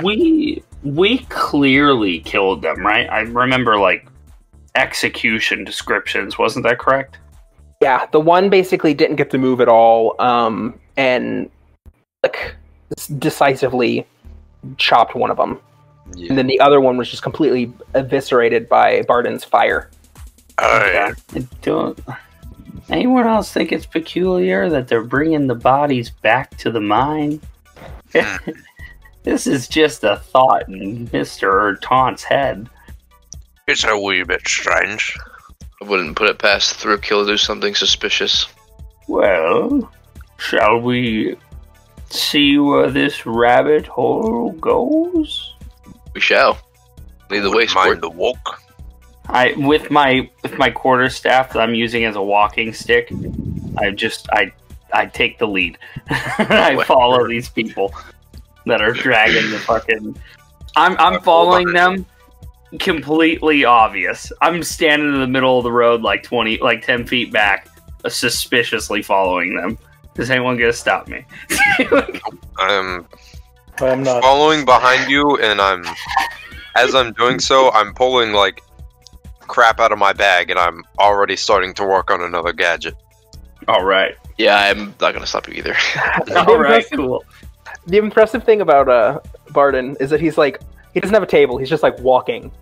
Yeah, I'm just walking you see me trying to fit 2 cogs together. You're a dwarf, right? Yeah. How much do you think you weigh? Oh gosh. I forgot. You aren't full armored, right? You're an artificer, so I would imagine you're lightly armored. Okay. Say maybe 250. I have. Maybe a little lower. I was thinking maybe 250 or 270. Because my AC is only 13. Because I only have I think I have scale mail. Yeah. Can I carry him comfortably? Or no? What's your strength score? I think probably. I have a 17 for strength. Times 15 is, I think that's over 200. Yeah. I mean, I also have all my equipment. All my equipment is like 133. All my equipment is 43 pounds.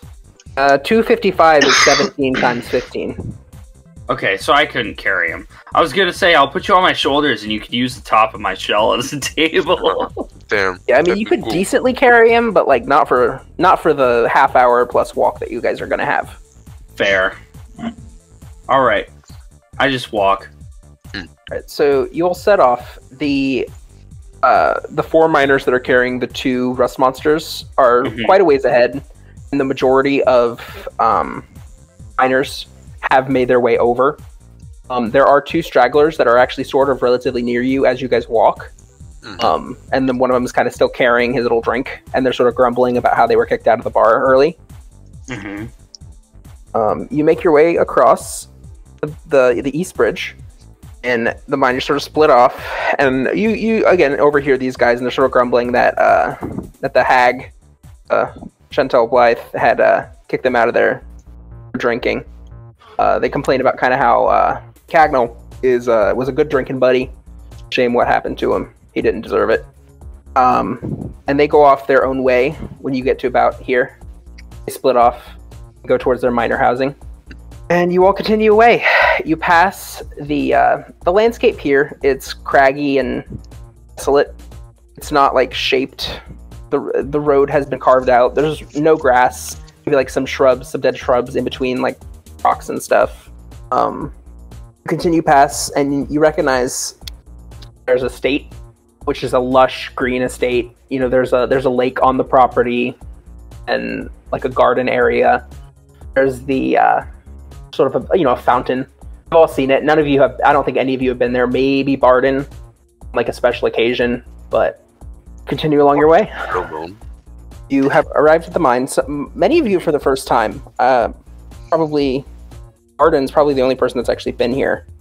Unless one of you guys specifically wanted to go here for some reason. But you arrive at the gate, and there are 2 gatehouses. Go in through one of the gates, and the dwarf there is asleep. Figures. Are we trespassing here, or would we? I mean, you have some degree of authority. You do have those badges that Chantel gave you that alert or notify that you are a town constable for the day. Is anyone here opposed to me waking up the god? Interesting part about that too is that all of these, several dwarves have, or I guess 4 dwarves and 2 monster bodies have kind of gone that way. Okay. Already, and it didn't wake him up. Right. I'll go up to him. I would like to lean into his ear and say, "You're asleep, laddie." Oh, sorry about that. Sorry. Oh, Barden, it's you. Thought you was Governess on duty this morning. You always fall asleep. Yeah, and you recognize this as a dwarf by the name of Dallastroud, and he does have a reputation for falling asleep on the job. That's why he's given this shift when there's not anything going on.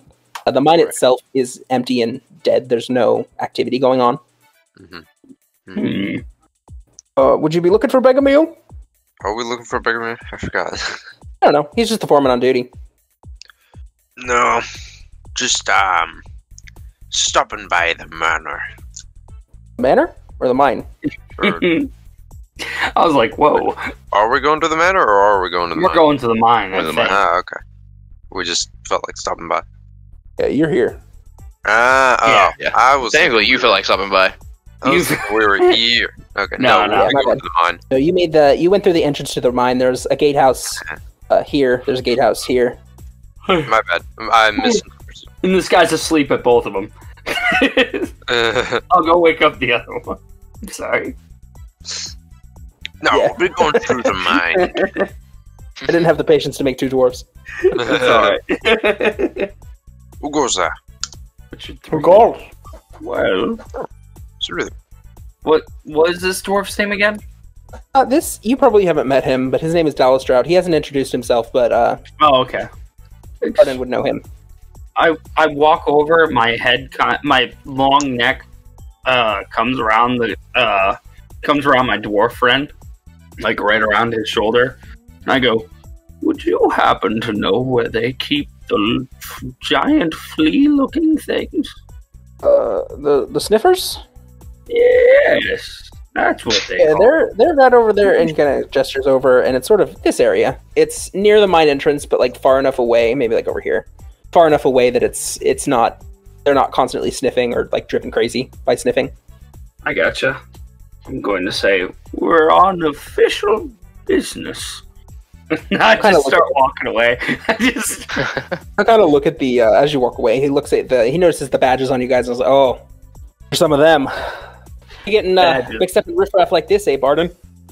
Oh, I think I just followed him by accident, but I'm here now, so. Kind of look at your badge that you have also, and it goes like, "Okay." You guys head off and move deeper into the mine. There are sort of, there are big craters everywhere, broken rocks, things like that. It's a rough terrain. The paths, they're stuff. Yeah, they're fairly clear paths. There are several warehouses. Obviously, I only have one on the map here, but there are like several just every so often. You end up over here, the location where there's like a cages embedded into a wall, sort of a side cave area.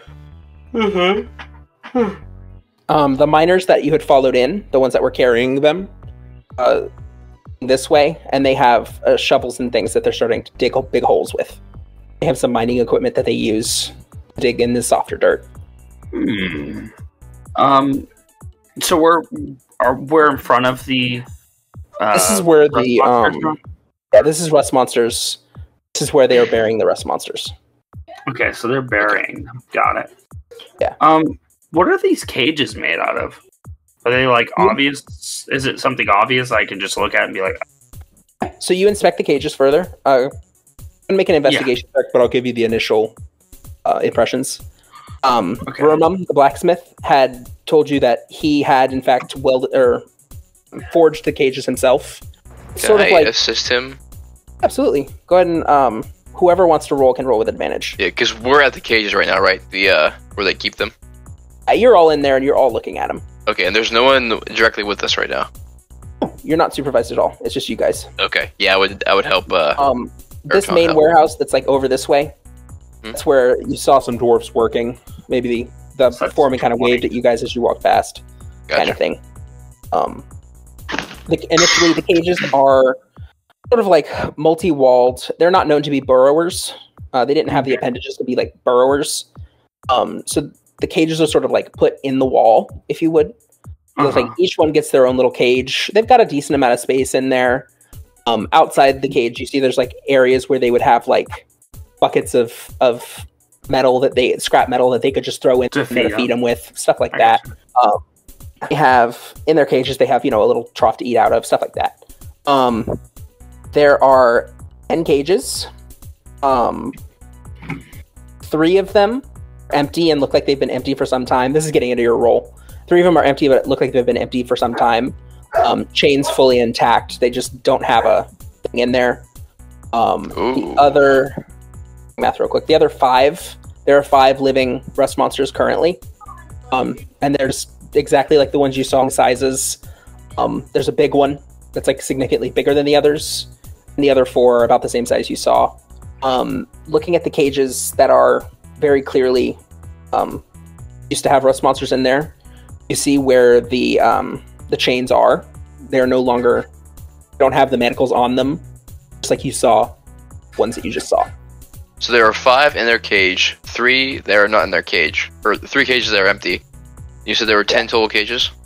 Yes, 10 cages, 5 that are in their cage, 3 that are empty that never had them in there, 2 that are empty. The doors are just kind of propped open, not forced in any way. And then if you look inside, you see where the chain's attached to them, so they can't get away. Those chains are obviously don't have the chains were on the creatures, so there's a break in the thing. Break in the link. Okay. Yeah. Okay. I share this info with everyone. Yeah, and this is sort of a group thing. Everyone's sort of looking around and sharing information, I assume. Right. Yeah. I pick up. So this was planned.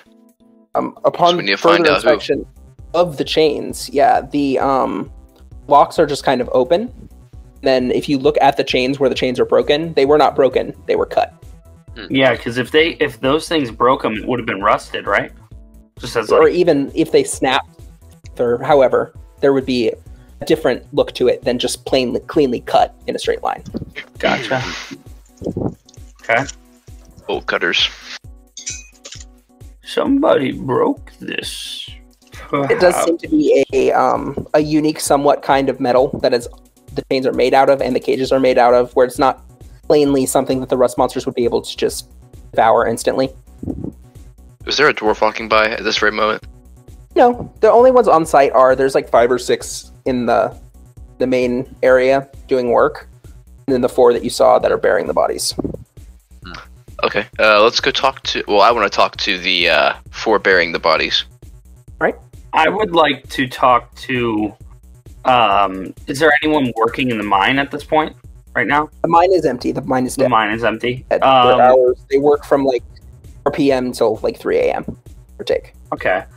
I'd like to talk to someone, like, he does his talk. I'd like to go talk to someone that has been here, like, there's all day or foreman, something. the foreman you heard about, Begomir Anvalax.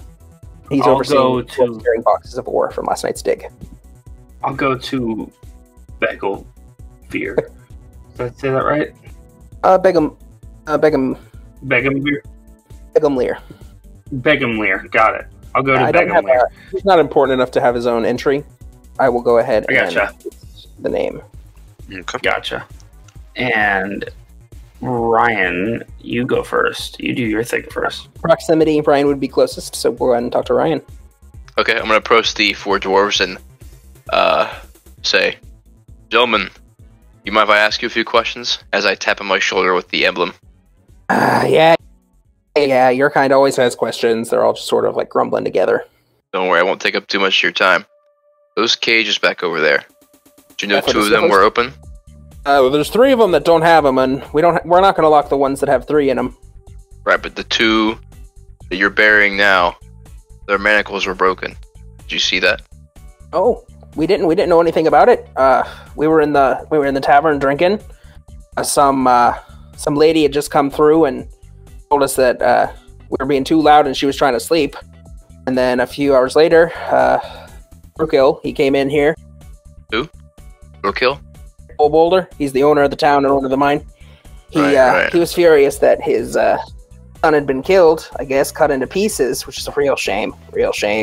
And him and the Chantel lady, he came in and was like, "It is all here," and he grabbed us 4 and let's carry these things back and said to bury them. They didn't want their nice part of town ruined by these bodies, I guess. Right. Who supervises your cages? Cages? Well, no, they have a couple dwarves that feed them, but it's sort of a rotating shift. Part of the this crew, maybe. We don't feed them that often. That's the thing. There's nobody that really watches them because they can't get out of their cages. All right. Well, who was watching them for the last 12 hours? Well, nobody. That's what we just said. Because they can't get out usually. Has anyone else come through here in the past several hours? Oh wait, so who went with who? I'm assuming Hunter went with Ryan. I thought I was going with him. Okay, so I had no did idea. you come with me or did you go with Hunter and Ryan? I'd go with you. Okay, cool. 2 and 2. Did I not say that? My mic might have been muted at the time when I said that. Probably, yeah. I don't know. So, we were drinking. We got off our shift and been drinking since. About 8 hours, 6 hours, 3 hours, something like that. It flies. Tell me, has Thorkel been mad, visibly upset today? Well, yeah. I mean, we just saw him for a couple minutes and he was yelling. But usually he's not one to take part in the drinking. You know, he's not one to take part in the party, and he's not really a fun kind of dwarf. But he's a good boss. Keeps the mine running, and he's got lots of people that work for him. They're jolly enough, but he's always a stern guy. I've never seen him yell like this before, though. He was angry. And what was he yelling about? He was yelling about that his monsters got killed. And then that's why, and then also he was saying that his son got killed, rightly so. And then it's over here. It was really just for a couple minutes while he came into the bar, like, half hour ago. Sent us out here. We don't spend much time with him. We're just just minors. He usually works through his assistant and then through other higher up supervisors. All right. One last question. Where do you keep your bolt cutters? Bolt cutters? He kind of gestures over, and there are a number of tool sheds across with various mining tools. There's pickaxes. There's just any of the major storehouses. A lot of times, too, if we're deeper in the mine, we'll take a bunch of them and keep them all down there. We're working pretty deep last night, too, but there's probably still a bunch down there, too. Well, gentlemen, enjoy your day, as I now often walk back to the cages. Yeah, we're going to bed soon, I guess, unless we're done talking to this lady. Ugh. I'll walk back with him. Alec and Taunt have arrived at the main warehouse, where a bunch of dwarves are sort of shoveling and putting, emptying mine carts and putting in boxes and stacking the boxes and getting them ready for production and stuff. So, at a glance, like from the outside, can I tell who the foreman is? Yeah, he's not doing any work. He's not doing any manual labor. We're standing there pointing. Is he like by a structure of any sort? They're all inside. Yeah, they're like in this like it's like a warehouse that has like one back wall, and it's pretty much open. There is like the capacity to like close it if it's like the weather gets too bad, but all right. So I'm going to get as close as I can to him without going into the building, and then I'll be just on the I'll be hidden by the door frame, and I'm going to have my long neck poke out from around the door frame. I'm going to go, "Hello there." The foreman, who has presumably heard of the turtle that lives out in the south end of town. Are you? You're that turtle, aren't you? Why, yes. And at this point, I'm going to step out with Filbert on the top of my shell. I had a few questions for you. Me and my colleague here did. I gesture to Bellic. Haven't seen him around here before in the town. He's new. Yeah, just arrived about a day ago. Well, I wanted to ask you, my friend, do you know who has access to the keys to your little flea monsters over there? And I gesture over towards the cages. I'd say there's 7 or 8 of them around here. I mean, obviously, Brookill's gonna have them. I'm gonna have them. There's, other people that are supervising the actual mines. I'm going to look over to Juice, or I'm going to look over to Bellic and say, you're getting this right. You know I have a terrible memory. Yeah, sure, I'm picking up on most of it. Okay. Well, would you have happened to have seen anyone perhaps release them? Oh, I've been on shift for about longer than these guys. He'll gesture to his current workers. Been on shift longer than these guys since about 2 hours before the miners came out of the mines. They came. I mean, these guys just came through, and he gestures to the ones that are bearing the body. These guys just came through and told me about what happened, but for the life of me, understand what would have they would have gotten out. It's a thing. Well, it looks like someone opened the cage and then snipped their chains free, because there is no rust on the chains, and it looks like a clean cut. Do you happen to have anyone here, disgruntled worker or anything of that nature? I mean, for the most part, the boys that come in here, they know what they're getting into with the mines. I can't imagine that too much disgruntled. It's really not too much I know of. I mean, these guys over here, they'll do nothing but complain, but I don't imagine any of the dwarves acting out, especially against Thrukill. He's got an iron fist. He's got us by the balls, Does anyone here particularly not like Thrukill? From the mine? Yes.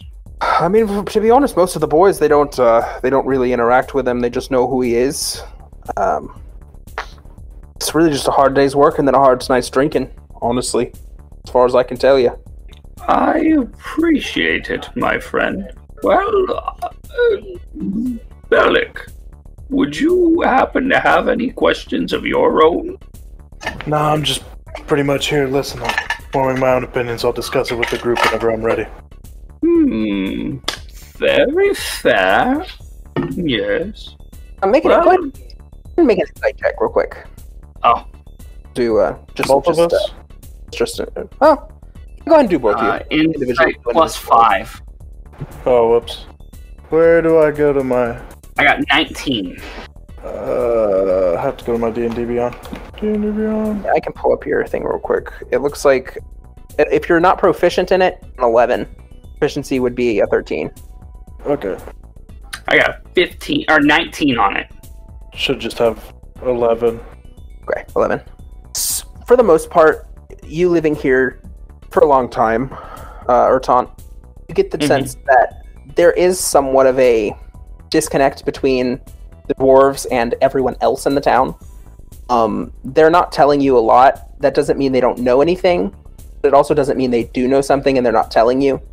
For the most part, it's very much like they're keeping information. I gotcha. But they also, even if they had information, they wouldn't necessarily be giving it to you anyway. Especially like with you being an even weirder race than the other, than a human per se. It's two communities living together. And one of those communities doesn't really want to share.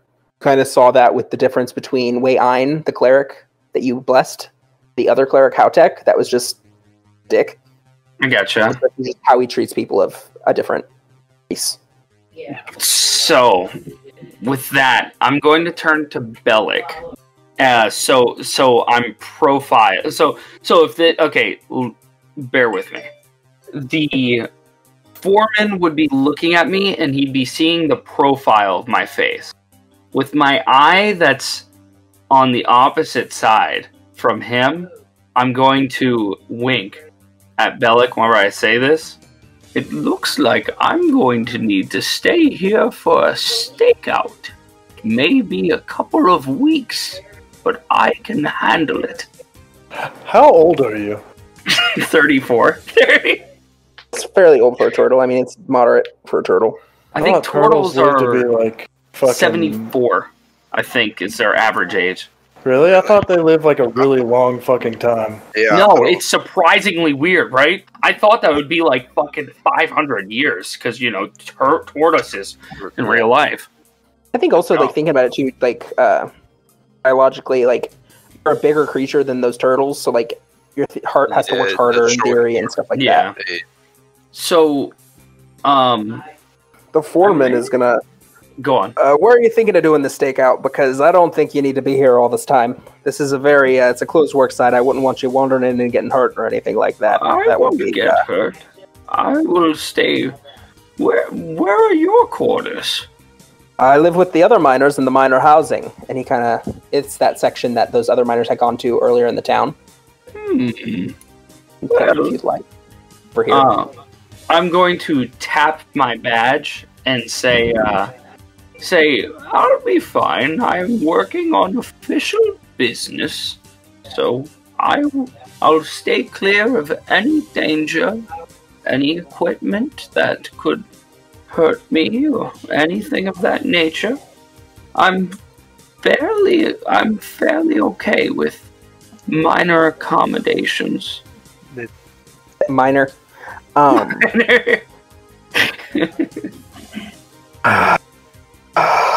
I don't know. That's above my pay. I don't know. I'll stay here for months even until whatever. I get do whatever you want. Do whatever you want. He's getting annoyed by you. Like you flashing your badge just kind of annoyed him. He's sort of just do whatever you want. Don't tell him I said you could do it. Do whatever you want. I don't care. All right. Stay out of my way. Thank you, sir. I just start walking away. Oh, whatever. Turtles coming in here. About that time, you all sort of, reconnect, right about here. Do you start walking out, or what are you going to do? What's your plan, Tristan? Would anyone in the town sell a tent? Traders would sell tents. I am going to go to the town and buy a tent. And I'm going to start pitching a tent in the quarry. What the fuck? I'm straight. I'm in this for the long haul. They hate my kind. Aren't you a walking tent? Huh? Yeah, actually, Aren't you you know a what? I walking am a walking tent. Yeah. I'm just going to say, I'm going to head back to my house whenever we wrap up for the day. Head back to my house, drop off my chicken, and then come back here and just chill in my shell. Intriguing. All right, that sounds good to me. Fascinating, even. You got 6 months until the next session, so that's good. All right. I will stake out. So you all start walking back along the way. Do you discuss your findings of any kind? I would share my findings. Ryan, would you? So, any luck your way? They seem to be hiding something from me. It's that dwarven pride. They don't want to tell me the whole truth, but I will get to the bottom of it. I will do what my God has given me the greatest ability to do. Fair enough.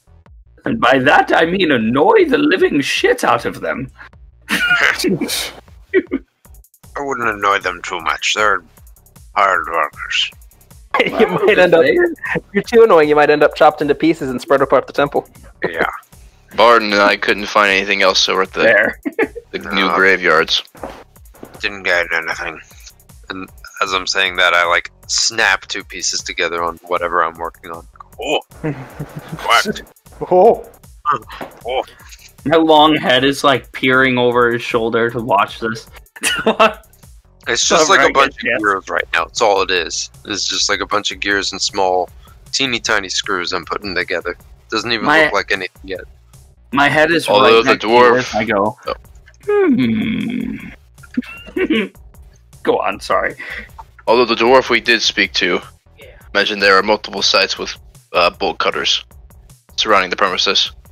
So whoever our culprit is had easy access. And with no one keeping watch, there's no way to tell. The dwarf I spoke to said that only a handful of people would have access to this key that they would need to unlock the cage. Who were Did you those say who? people? Bellic? He would have said, obviously, Thrukel, who's in charge, Thrukel's assistant, also just like any of the supervisors of the mine, or any of the supervisors of like what he's doing, which is like the loading and unloading. Mm-hmm. Anyone of authority. We get a hard number on that, like 5 people, Like- 6 people. You know, it's 6 or 7, yeah, 6 or 7 or 8. Could even, I mean, theoretically, we could even make a case that Bellic might have, or Barden might have one. Probably not, but case could be made. Oh, interesting. Do you want me to roll to see if I have access to It's it? honestly, it's just a backstory element. Like, if you feel like your character is like significant enough in the chain of command, I guess, you know. Yeah, I mean, it makes sense with me, like, fixing up things and then enhancing them. Yeah, So, you got one person in your party that actually has a key. Wasn't me. Probably was. Secret evil They have PC. lost the breathers more drunk than I expected all night. Wasn't me. Hmm.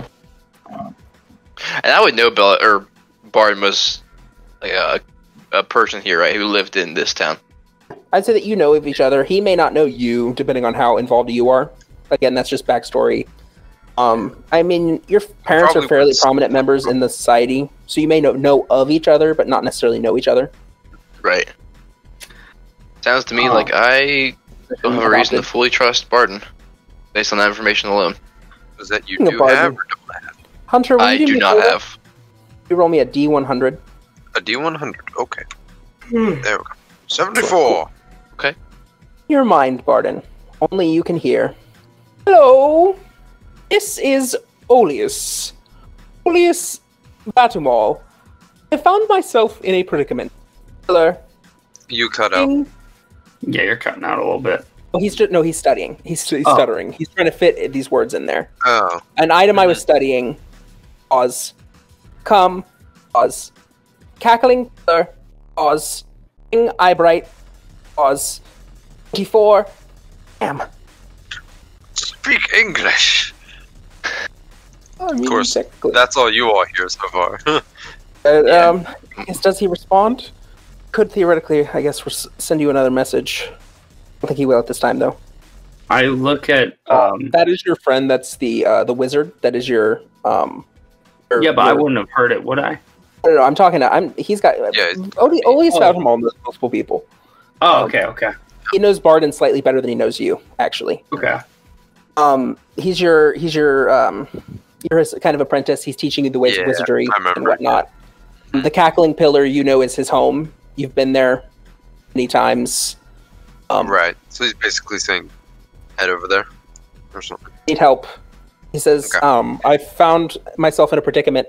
An item I was studying, Cackling Pillar, bring Eyebright. Eyebright? Right.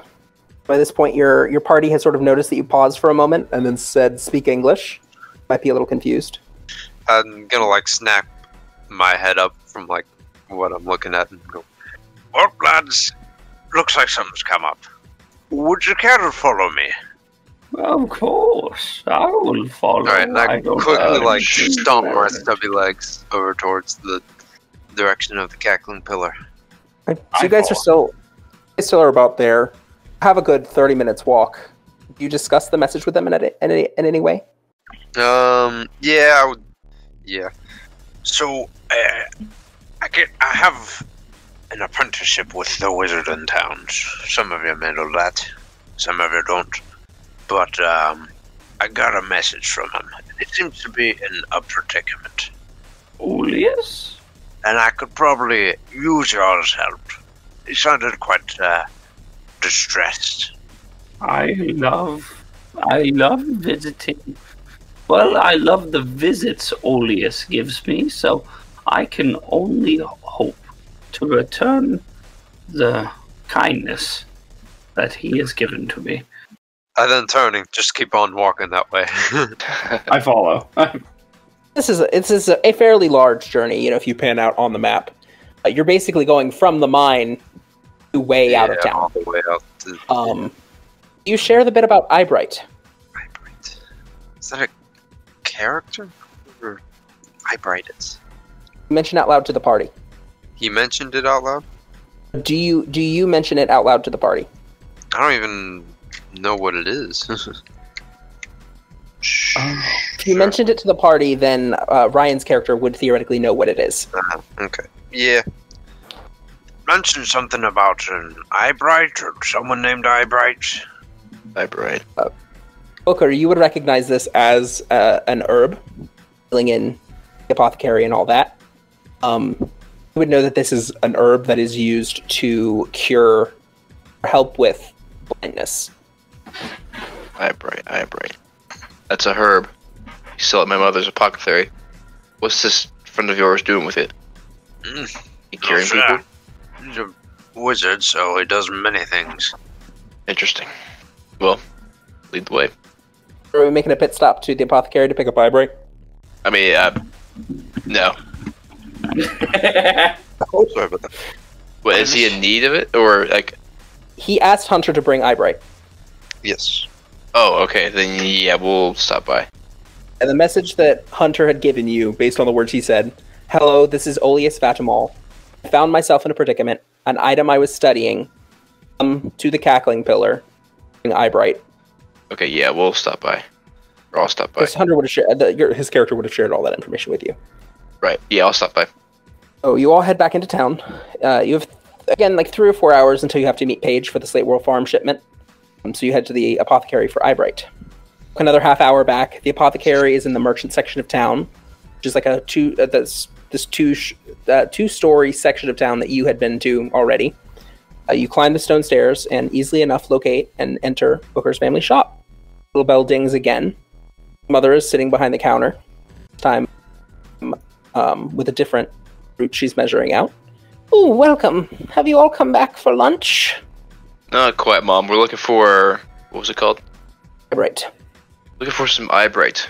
Friend here needs some for his other friend. All right, we have that. She goes over to one of the shelves, gets out a little stool because she's a little gnome. Some of you may notice, like, this man is clearly a human and his mother is a gnome. She gets up on the stool, Pulls it out. She pulls out a. It's a small white little plant of flowers. It has little purple streaks and a splash of yellow near the center. This is something that you're fairly knowledgeable about, Booker. Okay. What would you be using it for? Do you need it in a paste?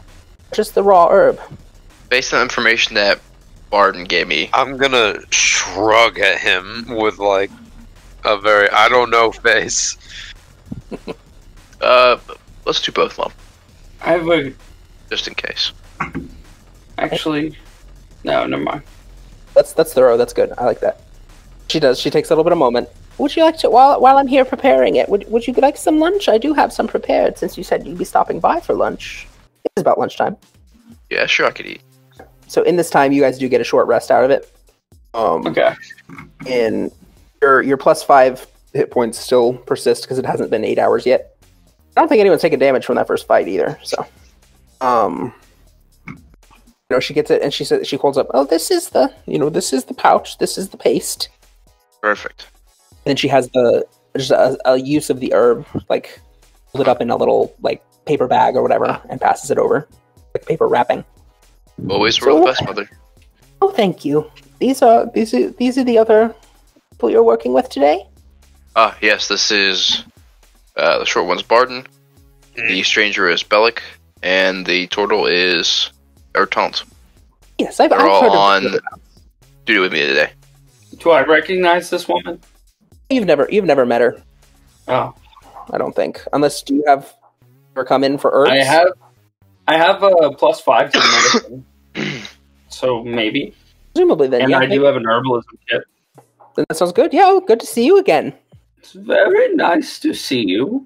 It's nice to see the lads growing up well. So you're a bit of a frequent customer.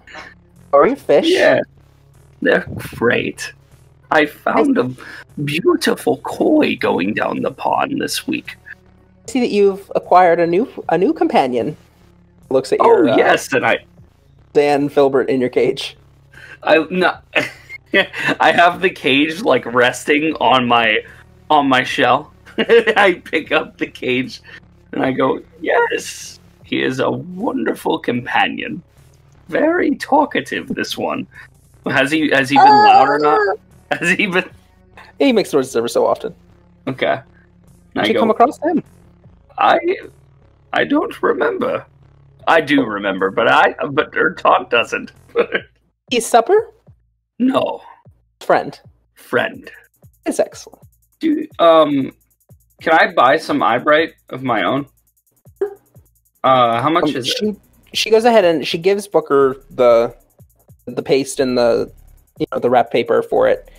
Then I'll say, With my herbalism copper- kit, would I have the copper an ounce. Okay. With the herbalism kit, would I have the ability to make it into a paste my own? I would say so. Okay. Especially you've seen her do it now. It's fairly simple. How much was it an ounce? We'll say three copper an ounce. 3 copper an ounce. It grows fairly readily. I'll take 10 ounces of it. So 3 silver. That off. I removed it. Stop And by. I'll go ahead and add. I was just preparing this go-to cola put in the stock. Booker, you would know that this is a made into a cream. This is good that will help repair skin tissue in the event of burns. I know that. Or Booker. Booker does. Okay. You might know it too. I mean, you've got a decent enough medicine. I may buy some later. Going to. So then you all head off. If you have nothing more to say to Ivanov Copperbraid.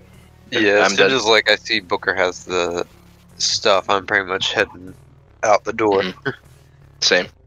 Continue north of town. It's a long journey, but it's easy.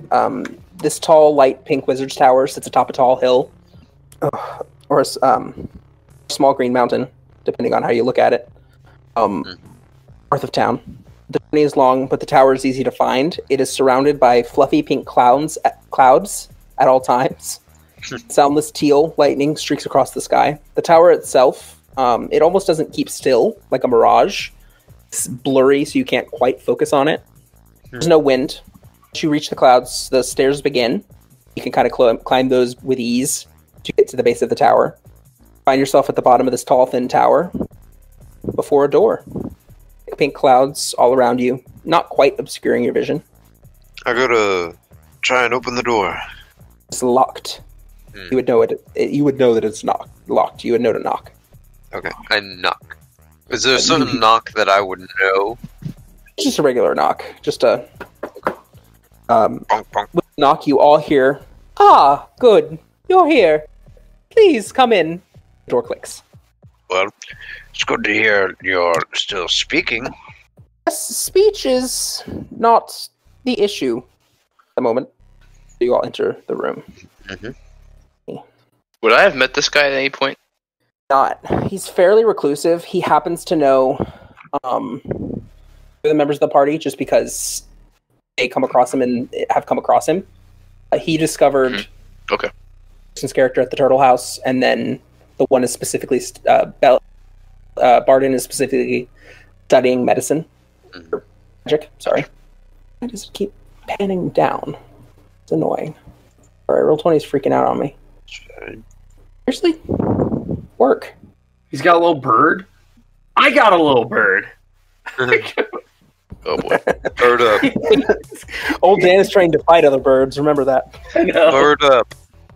Yeah, bird up. Bird up. Square up. You enter a large 100-foot circular room, sort of. There are no walls, just like a comfortable bright light emanating from every direction. Space is surrounded by odd squishy leaves, almost fungal, and large columns that support an intricate shaped dome, a gold lattice, letting light into the garden. Fountain lies in front of you, bookshelves fill the room, and before you is a sitting area and a table. Spiral staircase is visible, rising as high as the columns, leading to the next floor. Feel a light breeze. Wow. I've never been invited. Never seen something like this before. This is a very cool battle map for this. Got friends in high places. Only a battle map, Hunter, if you want it to be a battle map. It's technically what the style of map is called, but Yeah, I feel you. I was joking. Don't anticipate that you fight this man. no, I know not to. He's a friend. So you enter, and Oleus is laying over here on a little chaise lounge, if you will. Sort of stands up. His bird flies off of his shoulder, and this bird is it's a raven, but it is clearly dyed to be yellow and blue and green. Sort of flies off his shoulder, stands up. His arms are in front of his face, and he's just he's an older elf man, waving his hands around. Oh, good, you're here. We brought you the Eyebright that Barden said you needed. That is excellent. Please join me at the table. And he swings and knocks over like a lamp. And he continues walking over to the table, sits down at the table, and gestures for you to set it down in front of him. So, you seem to have blinded yourself. Yes, that would be the case. I was studying a set of manacles that I found in the upper side of the Outstone Mountains, and unfortunately, I reacted poorly to it. Sorry, he kind of goes over here. Were they cursed? I see you have a paste. Would love the paste.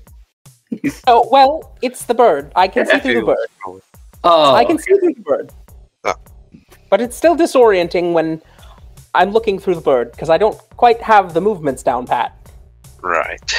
Kind of reaches out and your lamp. Yes, reaches out and pulls out the paste, opens it up and sort of pats it on his eyes, sitting there. Thank you very much. How are you all today? He's dressed in these robes that are also just green and yellow and blue and just very bright colors.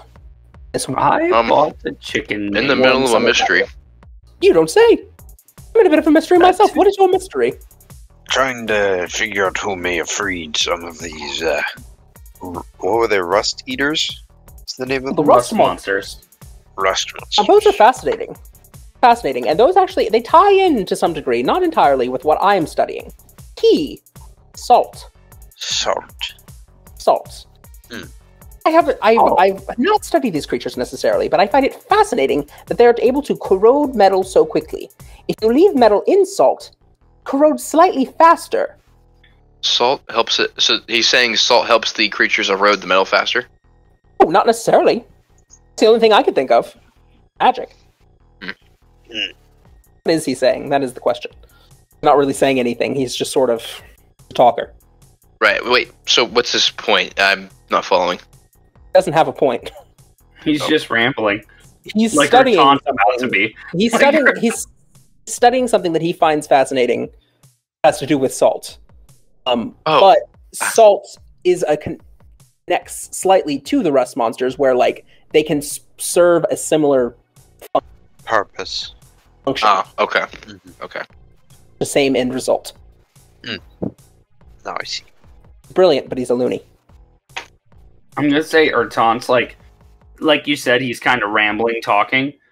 Erton's looking for an opportunity to jump in and start rambling, but because he just wants to talk to this guy. But I know that if Erton starts talking to this guy, we'll be here for like legitimately 2 hours. So let's just say he keeps talking. Oh, anyway, you were saying rust monsters?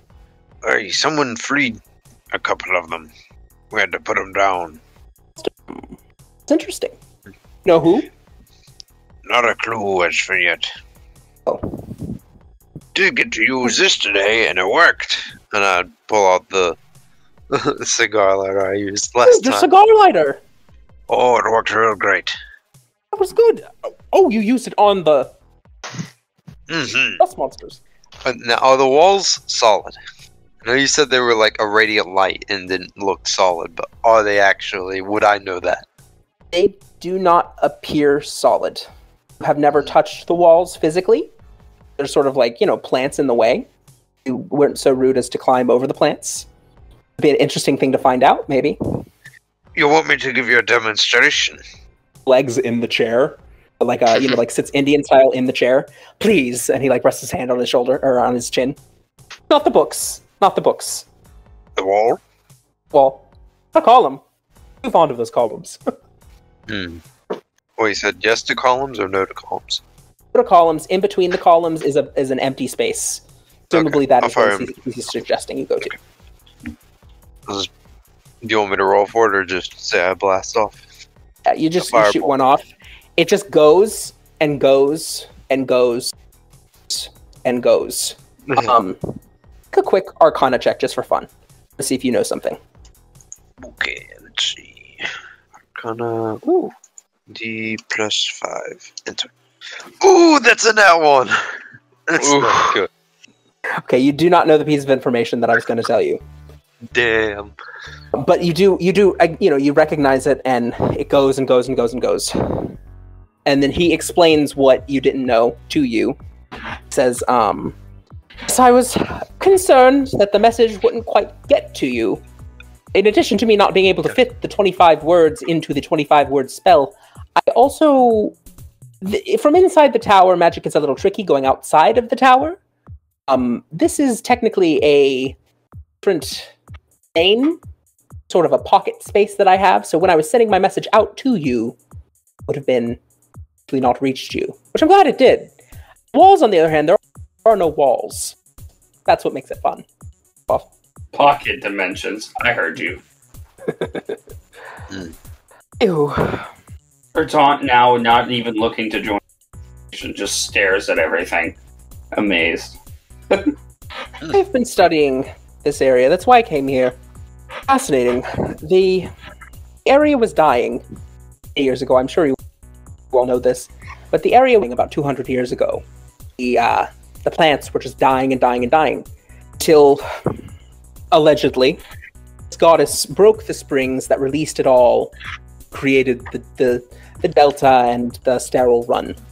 My question is, why didn't all of the grass grow back? There seems to be this consolidated area here at the tip of this area that is just all dead. That's why I'm fascinated with salt. You think the salt's killing the grass? It's the only logical thing I can think of. He kind of pulls out a little bit of a map. I'm gonna look at Bart and like, what's he talking about? pulls you over, and it's not a completed map by any means. It's just what I've been able to study and what's been working. But you see here, we have the town of Bolboldher, and he kind of gestures. This area surrounding it, called the Salt and Grasp. And so you think of the river. Do you know how much salt is in a river? 50 parts per billion. Ocean, 3.5% salt. This area, the Salt and Grasp, 43% salt. Fascinating. That's all I'm saying. The area to the south here, the Salton Desert, I think it's caused by the runoff salt as well, seeping into the ground. Why is this area not a desert? I don't know. Mystery. It's me. One thing I'm trying to solve. Just trying to solve why there's so much salt in this river or lake. Yeah. You can almost taste the salt. I'm focused more on the nature element. Why are the Outstone Mountains dead? Why are they dying? Why is what dying? The Outstone Mountains. This part here, this whole blackened dead area. This area expanded all the way out here, all the way out this way. Then the Outstone Springs that are, water reserves in these mountains broke, spreading out. Theoretically, the god Ula did that, spreading it out this way to this area. This area was dry before, and it was dead. When it broke, why didn't this area back? That's all he's trying to say. Well, I know, any piece of information or history that would, bring me closer to the answer to that question. Not necessarily. There was, that thing I read out at the beginning of the game, that is sort of the history of the area, where the god Dumathoin, dwarves lived here, everyone left, actually formed the city Cogmandor, and then Ula theoretically broke water reserves within these mountains, sending the water this way, creating this river, the Sterile Run, which didn't exist at all before. So to the people of Bolboldher, it's a god that did it. Does not believe in the god necessarily, that same god. So let's find a natural reason why this would have occurred. It must have been Palor. Oh, this again. Don't you know that Palor is the god of agriculture, not just the sun? He oversees that farming can be successful and that your harvest every year is better than the last. He only gifted this town with what it needed. And that's why. The question then to you would be, in what manner did he do it? Did he just wave his finger and it was done? Or what were the steps that went into it? You know what I'm saying? The physiological. It is not my place to question my god. That would be heresy. He made it happen. The world has to have answers. Well, not when you're a god. When you're dealing with the divine power of Palor, there are no answers. Has he been like this all day? No, I've been very good. Huh. I'm gonna have to get off here soon. Actually, what time is it? 9:30. I probably need to get off. Work today beat the fucking dog dick out of me. I'm tired. Building towards a combat eventually. I'd love for you to stick around, but if you don't, that's okay too. Basically, when you leave here, it's time to go help them with the farm. Of the cart. Well, that's what gets the ball rolling. I will leave it at that, Oleus. That's good to me. Thank you again for coming through. I have no need. He kind of pushes forward the wrapped bundle of the eyebright. No need for this. Mm-hmm. Oh. He looks back over at the manacle, which you can see is sitting on that table. Maybe I should keep some, in case. No reason not to. Well, May I see these manacles? Sure. I would be careful with them. They sort of, as they say, rolled a nat 1. Oh. Dealing with them. You got quite unlucky. That is for your heresy. Okay. Of course. Jeez. Take a look at the manacles real quick. I would like to take a look at the manacles. What do you want me to roll looking at them? You do not have the identify spell, so you would just go ahead and roll Arcana and get a general sense of them. Gotcha. Well, that's bad. Where'd you get these manacles? I got 4. They're just medicals that he was studying. He found them at some point when he was throughout the region. And he found them in the outside. Oh, mountains. that's right. That's right. I got a 4. Got a 4. Yeah. Yikes. Yeah, they're medicals. I mean, magic. He says they were magic. You take him on his word. Clearly blinded him. Can I cast the light spell on it? Alright. I cast the light spell. They grow with a 20 foot dim light. Yeah, 20-foot reg, 20-foot dim. Okay. Now I hand it back to him and I say, that's the power of Paylor blinding you, my friend. He's gonna start laughing. Everyone kind of creeps down around and kind of like starts looking at your bird, your rooster. He's like, that's just a simple light cantrip. I can do that. And he kind of points over, and your bird starts emanating a bright 20 foot light. 20 foot light. I look at him and I say, yes, you can, but can you do it without a spell book or anything of that nature? My powers derive directly from Paylor. All right, and you spend quite a bit of time arguing with this wizard. Yes. You all sit there and you just watch as this portal and this wizard just sort of, the wizard talking very fast, the turtle talking very slow, argue about the benefits of magic and spells and whatnot. I'm gonna look towards Bellic and Barton and be like, should we just leave him here? I am tinkering. I am now putting the first, like, curved plate around the gadget. I'm gonna take Bellic's lead. Yeah. I'll glance up and see them going, and then I follow. I love this. I'll be the last one out, and I'll leave. And that is why Paylor is grand. And I walk out. You exit the cackling pillar, and it is about the time of day. You need to be heading towards there.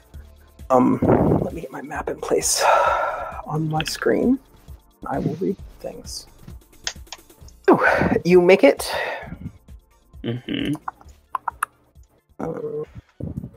Finally, it is time to go back to this town's storage barn. Meet Fauvrand and Paige, 2 children of the governess. The sun is setting, but has not gone quite past the Green Mountains. The mountains are just very tall, so it's passing the mountains. But it's only about 3 p.m. You arrive, and Paige is there with Rumum's middle child, Fauvrand. Come back. How was your day? Was interesting to say the least. Yes, my mother told me all about the murder before you all came in. We wanted to be the ones to tell you, or otherwise I would have told you all about it. It was gruesome the way I hear. Did she tell you about the Rust Eaters? Oh, what happened with them? 2 of them escaped from Through-Kill's care. That was a hard one to get out. I don't know why. I am gonna have to get off here, I'm afraid. I apologize.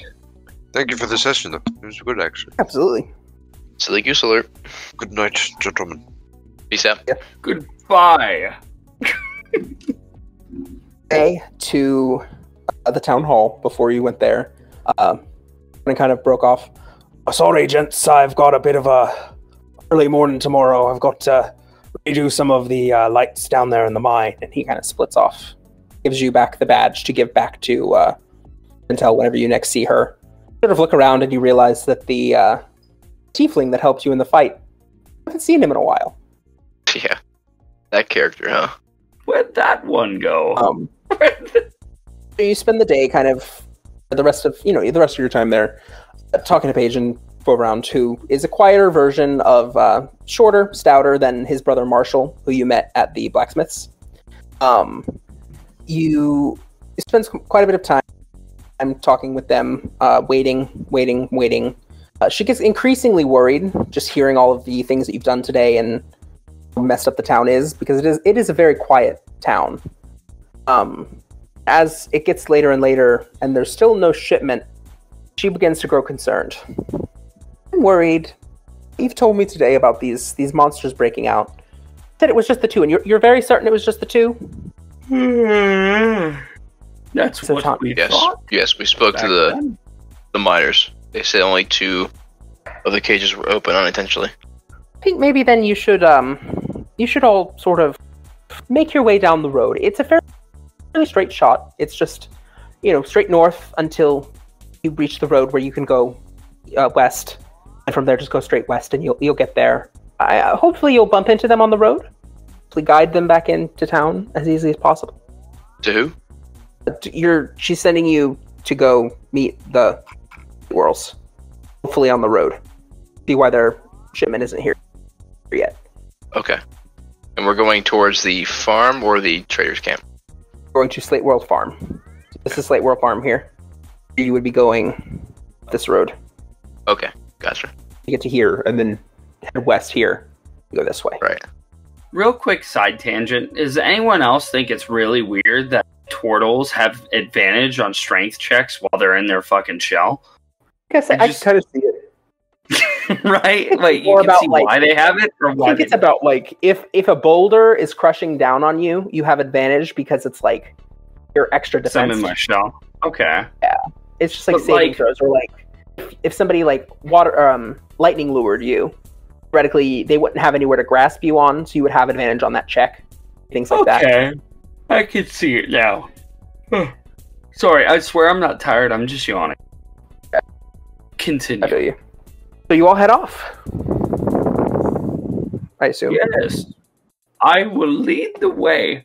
Palor will guide us. Leave, hoping they're just running a little late for some reason. But you do not run into them on the road. Follow the road north, and you turn west. The sun hits you in the eyes, as the sun has not crested these shorter mountains. Finally arrive at the farm. There's not a soul to be seen. It would be about right here, literally right in front of the farmhouse.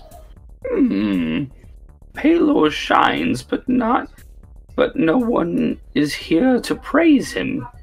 You'd say they'd be here. Peculiar. Shall we investigate? Are there any? So they had a shipment waiting for us, right? They were scheduled to drop off a shipment of hay at the hay barn. Okay, is the shipment itself there at the front of the barn? The barn is here. You are currently sitting in front of the house. There is some activity in the house. It's just very hunkered down. It's on your observations. But you do not see a large shipment of hay ready to go. So it never arrived, from what we can infer.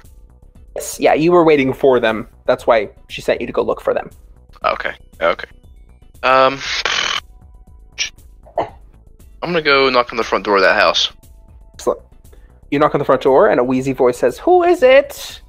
Old halfling answers the door. You would presumably notice him or recognize him as Volburn Slate Whirl. Hello. You say Bolburn? Volburn, VUL. I can ping it.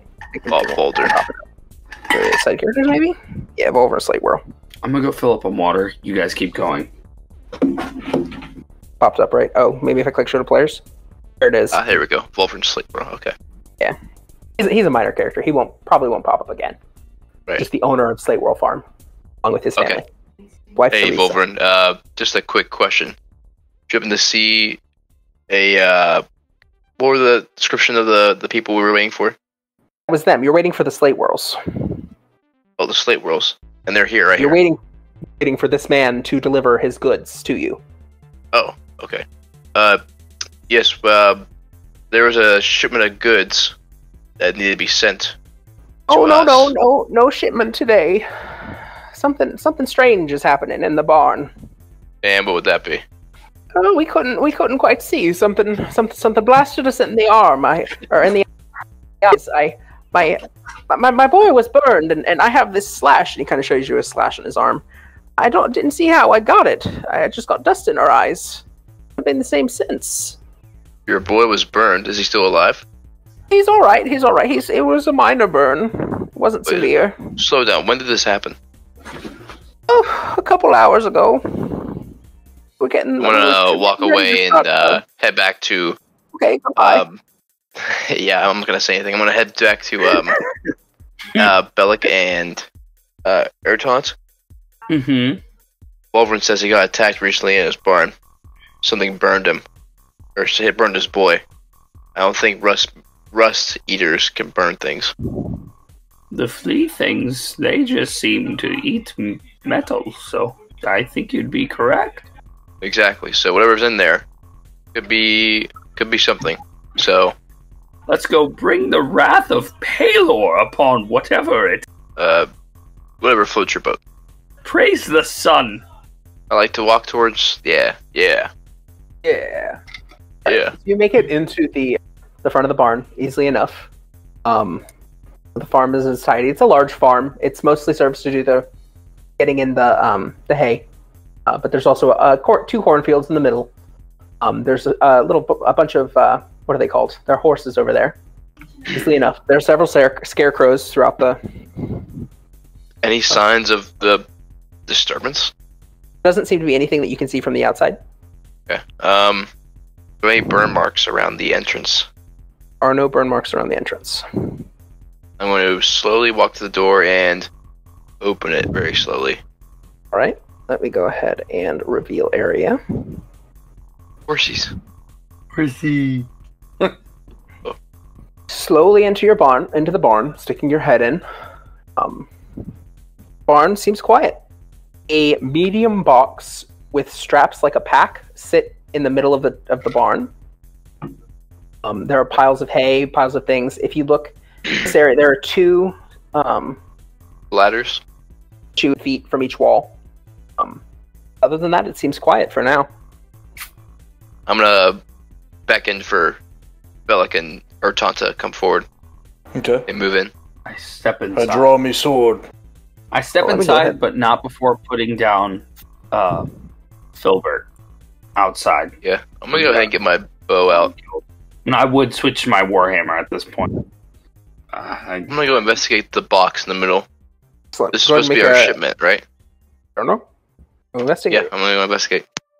Investigate it. It is, as you first see, it is a medium-sized box with straps like a pack. It's like an iron box with straps like a pack. And it sits in the middle of the barn. Make your investigation check. Ooh, a natural 20. This is a very good roll. So you find everything there is to find. This box is unlike any of the other boxes in the barn. It doesn't appear to be, including this one over here that looks exactly like it. It's the only... That's fake. That's fake. The wood you don't recognize, and the iron is forged differently than what you've seen so far. You wouldn't expect a lowly farmer to have this heavy of a item, or this specific, because he's so small and he's not able to carry anything necessarily. It would take if it's full of anything, it would take a strong person to carry it. You also notice, stick your hand in there, rub your finger across the bottom. There's a bizarre black, almost not chalky residue, like a burnt residue. Ooh, got something bad here. Bellic, come here. I approach. Check this You out. approach. Go ahead and move your character where you move it. Okay. Want to be.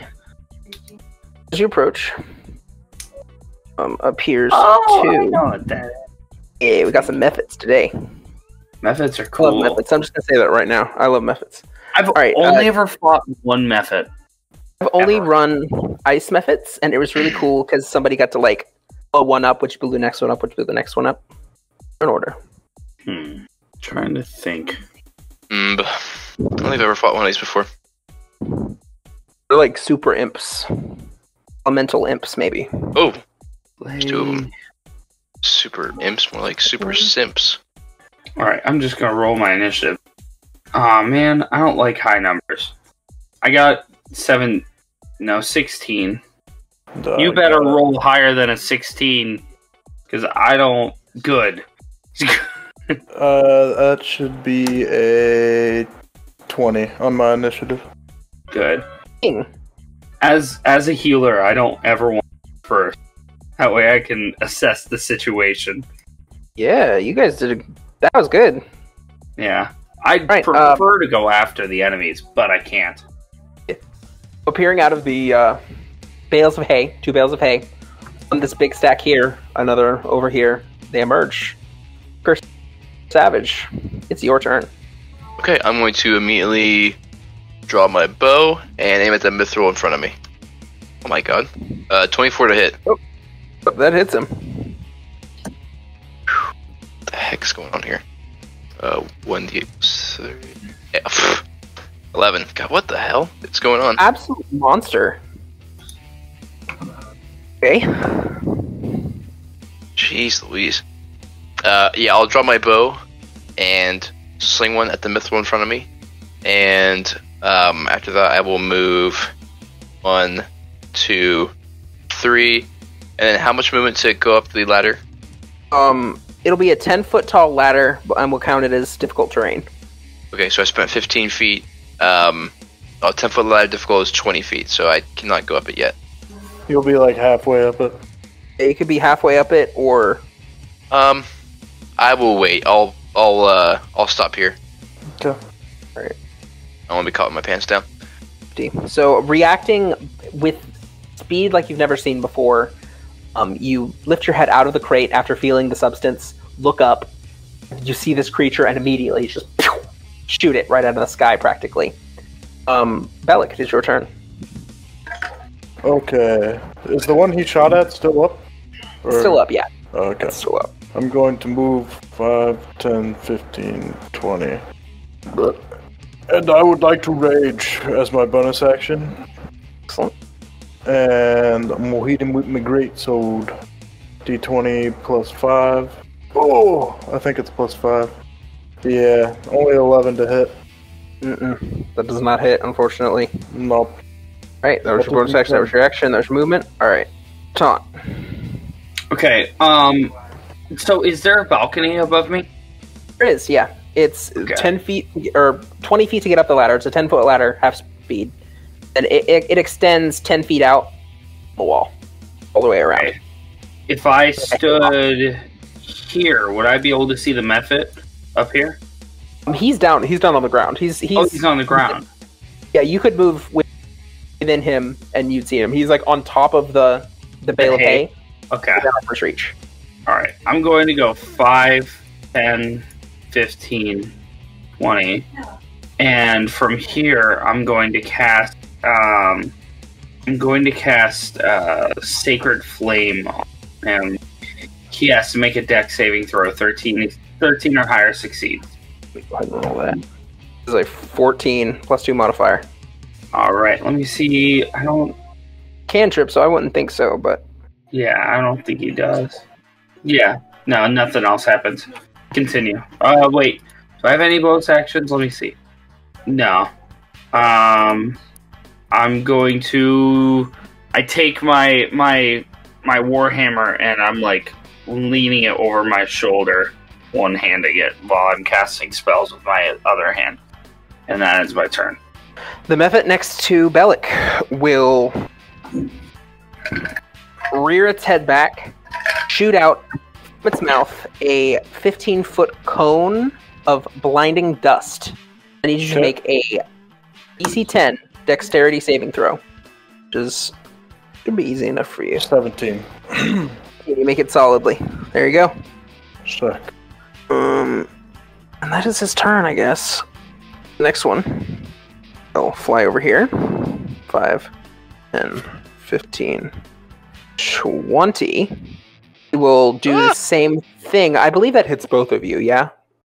I think so. It's a cone. How big? It's a 15-foot cone.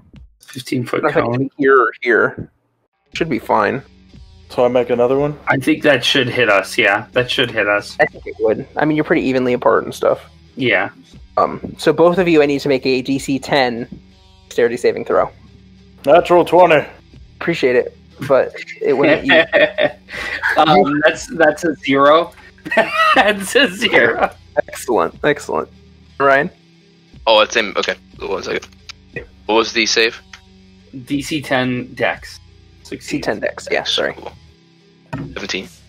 Okay, cool. So we'll start with Bellic, who is not in the 15-foot cone, rolling his natural 20, makes it out of it with ease. Dodged.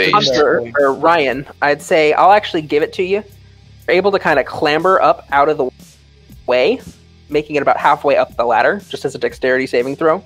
Okay. Just for fun. On the other hand, Ertant, you are now blinded for 1 minute. Ah! At the end of each of your turns, you will have to repeat the saving throw. Okay. Right, and then this method will, having only moved a few feet, go 5, 10, up in this corner. And that is his turn. For Savage, you are halfway up a ladder, thanks to your solid dexterity saving throw. Okay, I'm going to use my next 10 feet of movement to get up the ladder to the second floor. Alright, go ahead. Can I see this? What was that? Said you have 20 feet of movement Yeah, left. Okay. Can I So you see move it this up there. pistol down here? Cannot. The floor is in between you and him. He moved Okay, defensively, seeing where I can still see this you guy. were going. Yeah, this guy's a problem.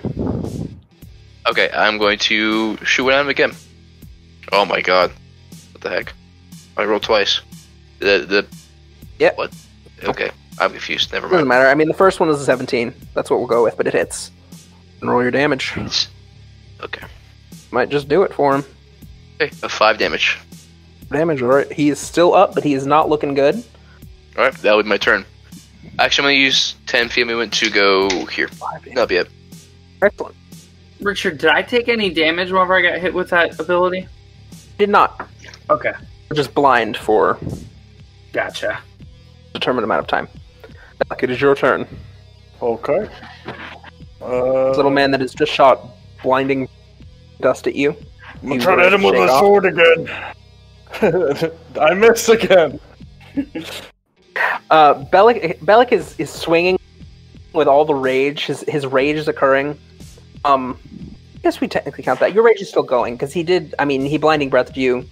Not an attack per se, but it is kind of, so you're raging. The rage continues because he did kind of attack you, sort of. But you reach out to strike him. You hit hay, nothing but hay. You're pissed off. Ertan, it's your turn. Alright, seeing as I can't make the saving throw until the end of my turn, Yes. while blinded, I will begin sifting through my bags for my herbalist supplies and the stuff I bought earlier. If Do you want me You to are- make a roll if I grab them? I action, and I'm also going to have you do it at disadvantage, I think. Okay. Investi- What kind of investigation probably- check? If you Advantage? feel like you strongly know where it is in your bag, and you could probably do it as just a straight roll. I gotcha. With the herbalism kit, I would imagine I would have a good idea where it is, but I just got the plant today, so I might not. Alright, let's go ahead and do the disadvantage then. And also your Okay. Ertan. All right. Well, that's a nat 20 on the first one, and a 4 on the second one. I hate to see it, you really do. I know. Man, I wish I could give you a benefit for that 20, but it's not a real No, 20. it's okay. It's not a real 20. Oh, that hurts me. Alright, well. It's okay. Now I make make your my dexterity saving throw. Yeah. You know, it's weird that's okay. That's a 1. Okay. It's weird that it's a dexterity saving throw afterwards. You know, Yeah, it's like I think it's just to my eyes. I think it's just such a simple monster, and maybe Yeah. like the cloud of dust is persisting. You know what I mean? I don't know. Well, How nimbly you can get the dust out of your eye. I would get the herbalism supply or kit out though, right? I would have that out and like I'd have it in my left hand and I'm still sifting for the fucking other shit, right? Yes. Or no? I'll give Okay, you that. Yeah, I'll give you that. It's the You can have the Alright. herbalism kit, but you're looking for the eyebright. For the eyebright. Okay, I end my turn. I'm sitting on the ground. Sitting is prone. Do you want to be prone? Yes, actually. Oh, sounds I good. think your taunt would sit down to fuck. I don't see me being able to properly make this standing up. Okay, I sounds need good. some kind of like table. Smith 2 will reach down towards Bellic, slash at him with his claws. This is a +4. So 17. That is my AC. Woohoo! I'm excited. This is good. Alright, it's a D4 +2 slashing. So 4 slashing damage. Half to 2. Half to 2 because you're raging. Yeah. Yes. Alright. which actions do not exist. We will go to Dust Mephit 1. Dust Mephit 1 will come over and make a slash attack. Actually, let me do it real quick. I need to re-roll a recharge on the first one. These recharges I never remember. On a 6? Gotcha. No, okay. So then we'll do recharge on the second one, also a 1. Cool. So he flies over and attacks you twice, Tristan. Okay. For a 21, it looks like. That's gonna hit. It's going to hit, and then we're going to do d4 plus 2 for 5 damage to you. 5 damage, I'll take it. Yeah, we're cooking with fire now. Hey, My son. 10 health. Alright, 10 health, and Juice is at 17 health. Okay, cool.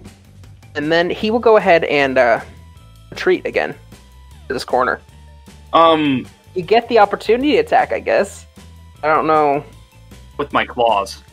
Yeah, I'm just gonna, like, lash out with my claws. yeah. Disadvantage because you're blind. Yeah. So it's going to be 7 plus 5, 12. 12 hits on the dot. Exactly what you need. Go to roll your damage. Awesome. It's going to be 1d4 plus 3. 7 damage. I'm just like, get out of here! I slash at it. Kind of, and kind of like trails off this way a little bit before flying back to its corner. Booker Savage. Haven't missed a shot all night. Let's third I think another time. hit like Third time's that, a I'm charm. going to Same myself. mithril. Alright, go ahead and attack this one. Yes. Ooh, with an 11. Oh, no, that Does does not hit. It is a 12, yeah, is what you need. Okay. That will be Alright. my turn. Alec, if you can finish this. Yes. Finally, let's try. Yes, a 23 to hit. It dies. Okay, good. Nice. Alright, let me put a little thing on there, right? And I can kill it. It's a dead? No, that's dead. When the creature dies, it explodes in a burst of dust. Each creature within 5 feet of it must succeed on a DC 10 Constitution saving throw, or be blinded for 1 minute. Go and make a Constitution saving throw. This should be easy enough for you. Oh. Nope. Damn. Awesome.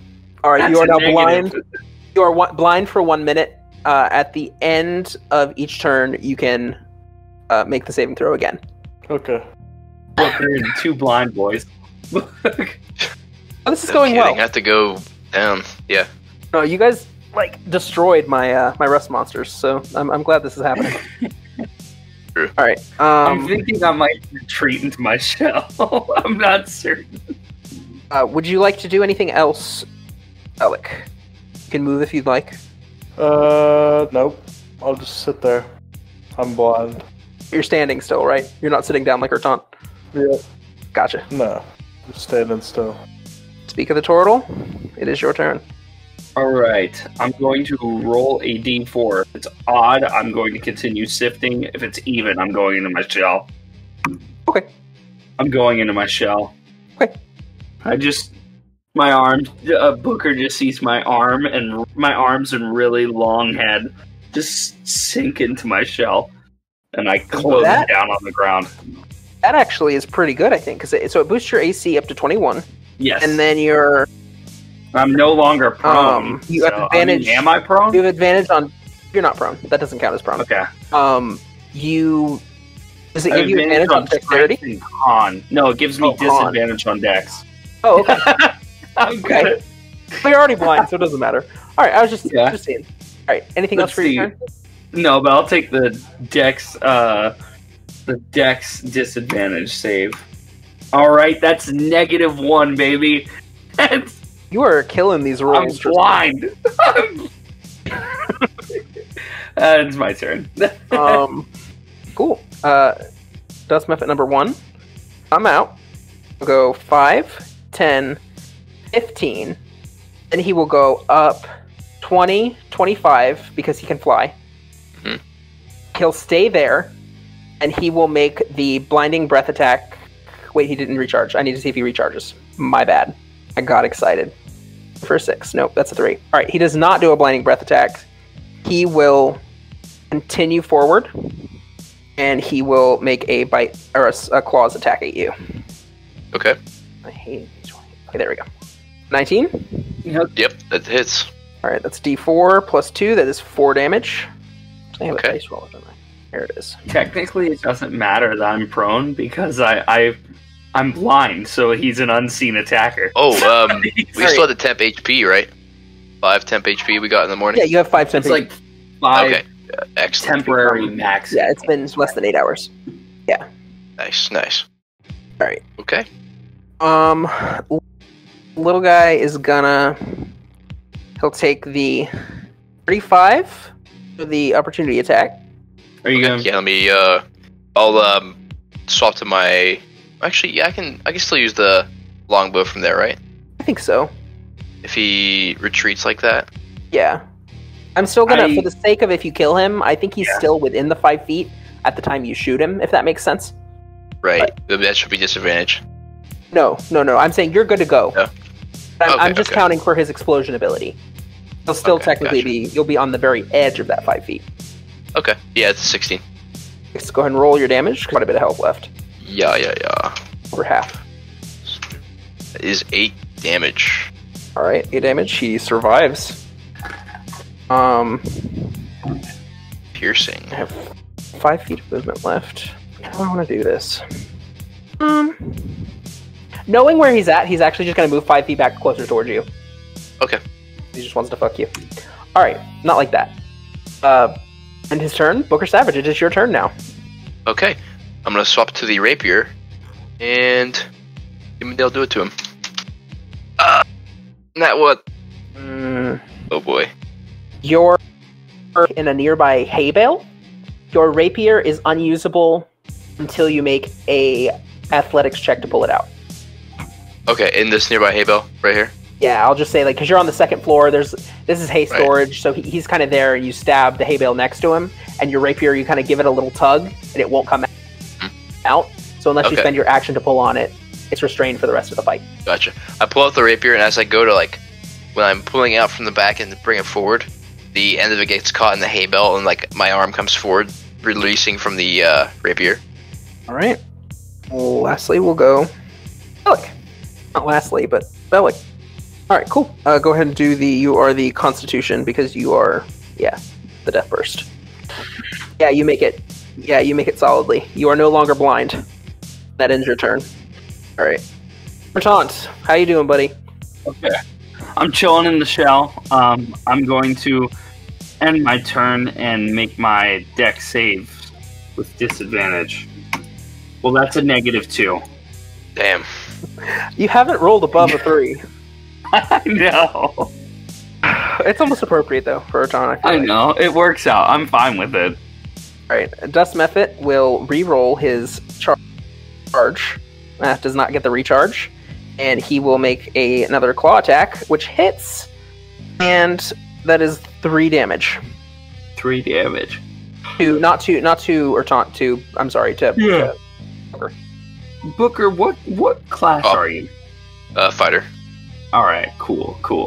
So that's you're 3 damage to me? Yes. Okay. So I have 1 point of temp HP remaining, so it's going to be at 6. Okay, cool. Wait, no, it's going to be at 7. Sorry. I had 1 spill over to 8. Alright, there we go. We're good. Alright. And he will not move back. He will stay where he is. So it is your turn again, Booker. You're unable to use your rapier. Okay, I'm going to pull out a dagger instead and try and kill it. There we go. A 23 to hit. All right, and I think you're gonna roll more than 3. So he explodes in a burst of dust. Each creature within 5 feet must make a DC 10. DC 10 saving throw. I'm not within 5 feet, right? Right. You are actually closer to 15 because you're up in the air too. He's up in the air. Is it a Dex or Con? It is a Con. 16. Thank God. All right. You are survived. You sort of look around, Booker. Sick. And you are like, okay, cool. We got both of them. And then it occurs to you, the substance at the bottom of the crate, and what the boy's father had said, what Volvern had said about his son being burned, as 2 more methods appear. Well, you only see actually, I don't know if we'll put this other one up top, actually. So this one's up top with you. Okay. Over here. Out of the thing becomes 2 magma methods. Oh shit. And you're not blind. You Okay, technically have a bonus action and a right, and movement. Yeah, so. So, fuck, there's more of them. Look out. From the crate, watch out. I'm gonna... So I can't... I'm going to take cover behind the hay bale. Okay, we'll set there's a hay bale here. 3. Well, you're on the second floor. I'd say that you could probably anywhere where you were. There's a hay bale. Yeah, whatever my rapier was sticking out, I'm going to take cover behind that. Okay. Just to be clear, this one is the one that's up top with you. This one is on the bottom level. So if you're worried about one getting you, it'd be this one. So I would say paper go on this side of the hay bale. Okay. Oh wait, so the one to the south is the one that's downstairs. Correct. Yes. Okay, I'll be on this side then. Sure to ping. Like click and hold. I will put you real quick. Move you down one. Right here. And then the hay bale's right here. Okay, cool. Give you some distance. Thank you. Alright. Juice, are you back? Yes. So he killed one, it exploded, and then 2 magma methods appeared. Magma methods. Okay. This one up here is upstairs. This one down here is downstairs. Okay. I will use my movement. Can't move my token. What the hell? Oh, there we go. 5. Yeah, you moved it 1 square. 15, 20, 25, 30. I'm gonna yeet a javelin at it. Yeah, go for it. Okay. 11! About that. Its armor class is 11 exactly. Oh, sick. Hell yeah. Roll your damage. Based. D6 plus 3. 7. 7 damage, alright. Yay. These appear to be slightly hardier, but have less defenses. You get the sense that they may be a little more powerful, as opposed to the other ones, which were a little more distracting. Yeah. And that is your turn? Yes. Taunt. You have no idea this is going on. I'm going to ask, is it dead? Does anyone respond? Yes, but there's more of them. Of the same kind? No, these ones are different. These ones came from the box. Okay. This one have fire. I will use my bonus action to come out of my shell, because I can do that.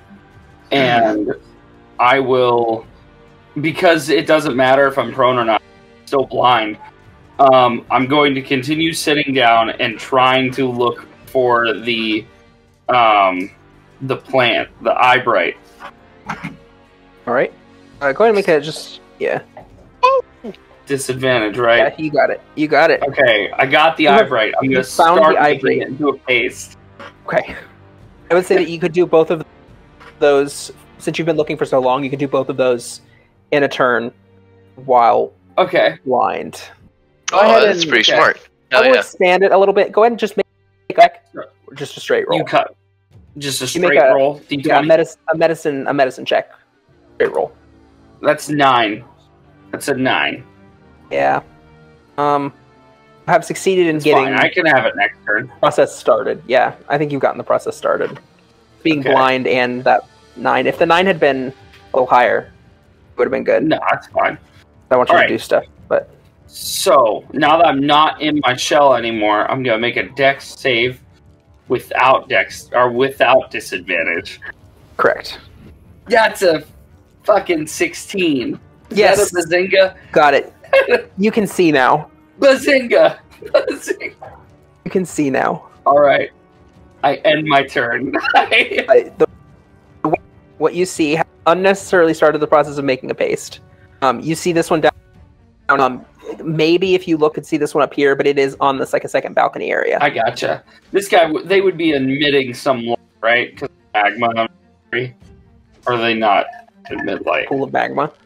So, me actually, I have to add turn, and then I have to see where they fit in the turn order because I forgot to do that.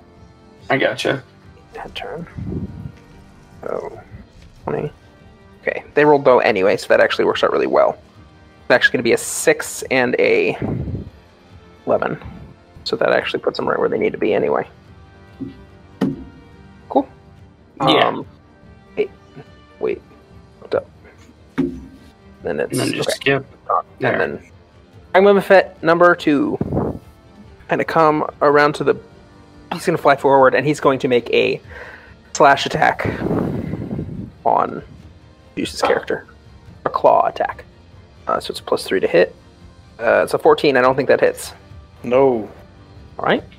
Kind of around this way, and then that will end his turn. The next one will advance 5 and 15. Oh, I just moved the whole map. Yes. Yep. You moved the 20. map again. I know I did that on purpose. I tried to move it back. Okay, cool.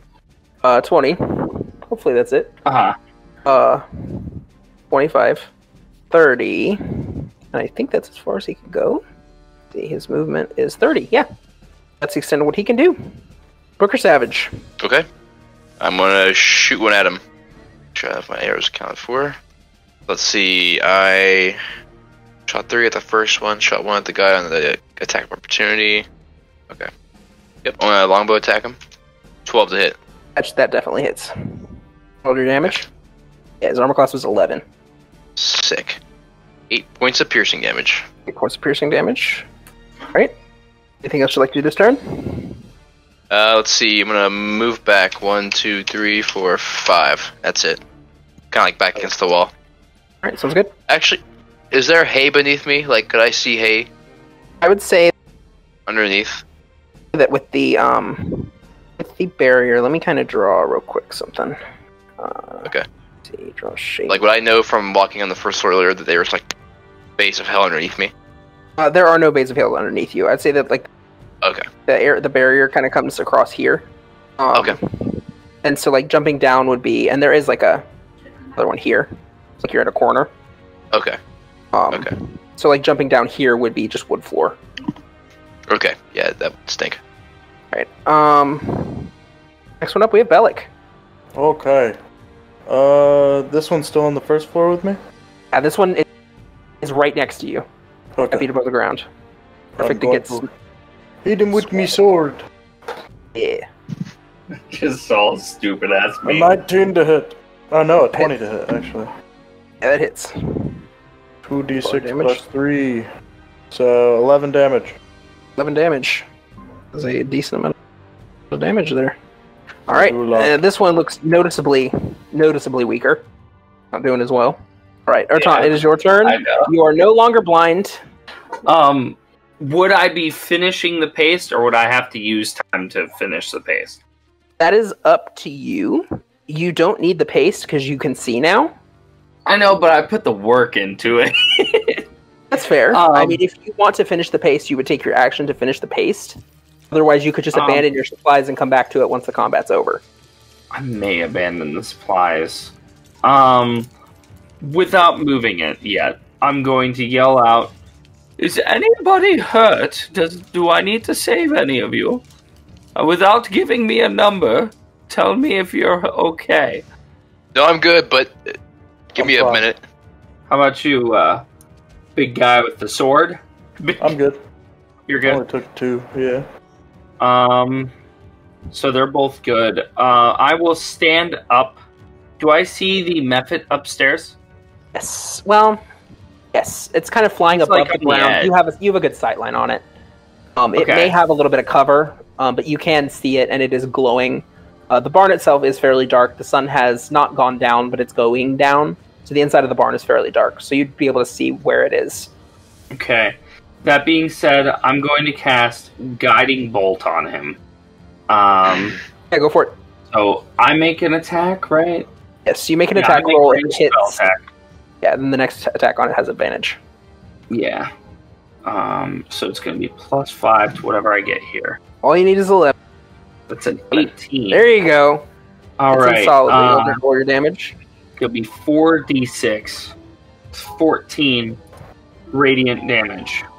You strike it, and it is significantly looks weaker. All right. The next attack roll made against this target before the end of my next turn has advantage, thanks to a mystical dim light glittering around the target. Yeah, so the bright Mephit the dim Mephit brightens with guided radiant divine energy. You just, Ryan, you hear from downstairs, praise the sun! And Guiding Bolt's a good spell for him. And I'm standing up now. Yeah. I Oh, so like now Guiding Bolt. if I attack that target, I get advantage. Yes. Sick. Until the end Did you of attack my the one next next to turn. Bellic or the one up top? One up This top. one is one I did. Okay. The Awesome. one's coming after you. And he did a significant amount of damage to it, too. Nice. Yeah. Nice. It's a lot of damage for a weapon. That one attack made this encounter go from hard to actually very easy now. In a good Yeah. spot. The voice of God says into all your ears. The one next to Bellic will go ahead and use his fire breath action. I will let you know I am out He knows of he's weak. He knows he's weak and he doesn't expect to last much longer. That's my thing. Just make sure that this will... Okay. Taunt, you would be in that range of cone. Oh. All right. Both of you make a dexterity saving throw. Awesome. That's a 9. Unfortunate. Yes. Am I blind? 8. Okay, Oh. so you both do not make it. This is a modified creature. To not kill you all. It will be a Yeah. -2 to this roll. Okay. You get 9 damage. Mine's Wow. have 2, That 5. was a bad Still a one. lot of damage. It rolled really well. I got Rolled really one. well. Yeah, that's unfortunate. Have to alright. 5, Red. Is it bludgeoning, piercing, or slashing? It is fire damage. Whoa. Does that destroy my ointment I was working on? I would say that he is kind of above the ground, and it's on the ground, so it will not. Okay, cool. I was about to be like, he dies next.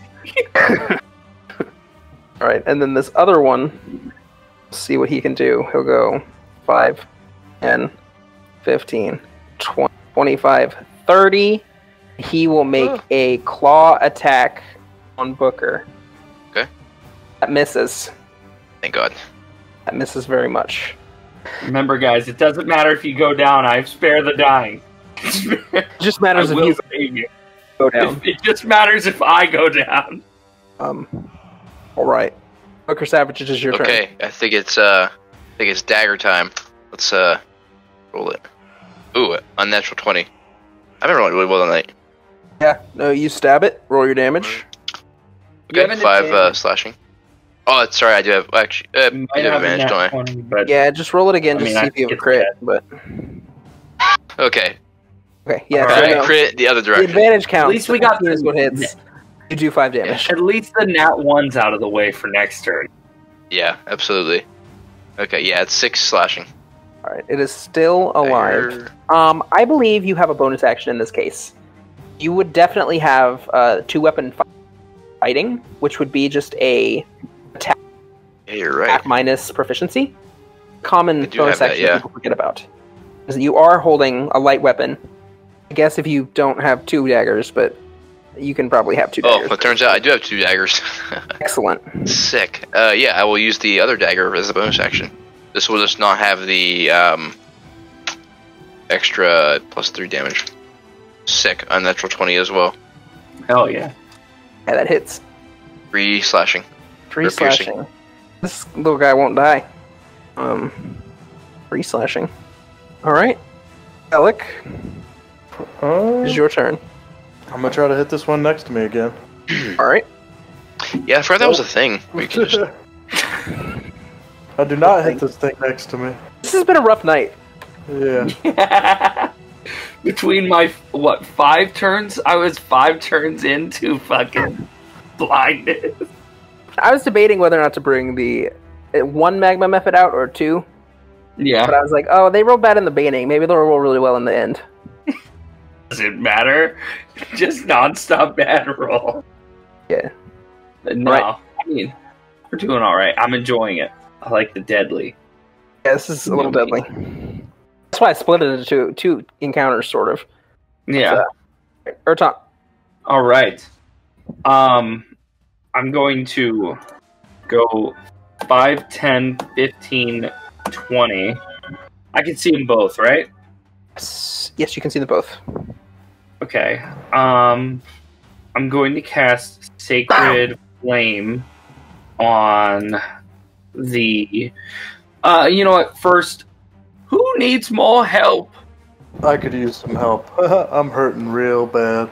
I can't heal you, but I can help kill that one. I'm going to use Sacred Flame on the Mephit next to Bellic, which will be a 13 DC saving throw to succeed. It definitely is the one that looks slightly healthier than the other one. Yeah. The other one you messed up really bad earlier. This is going to be a DC. Is it? It's dexterity? Yeah. 13 succeeds.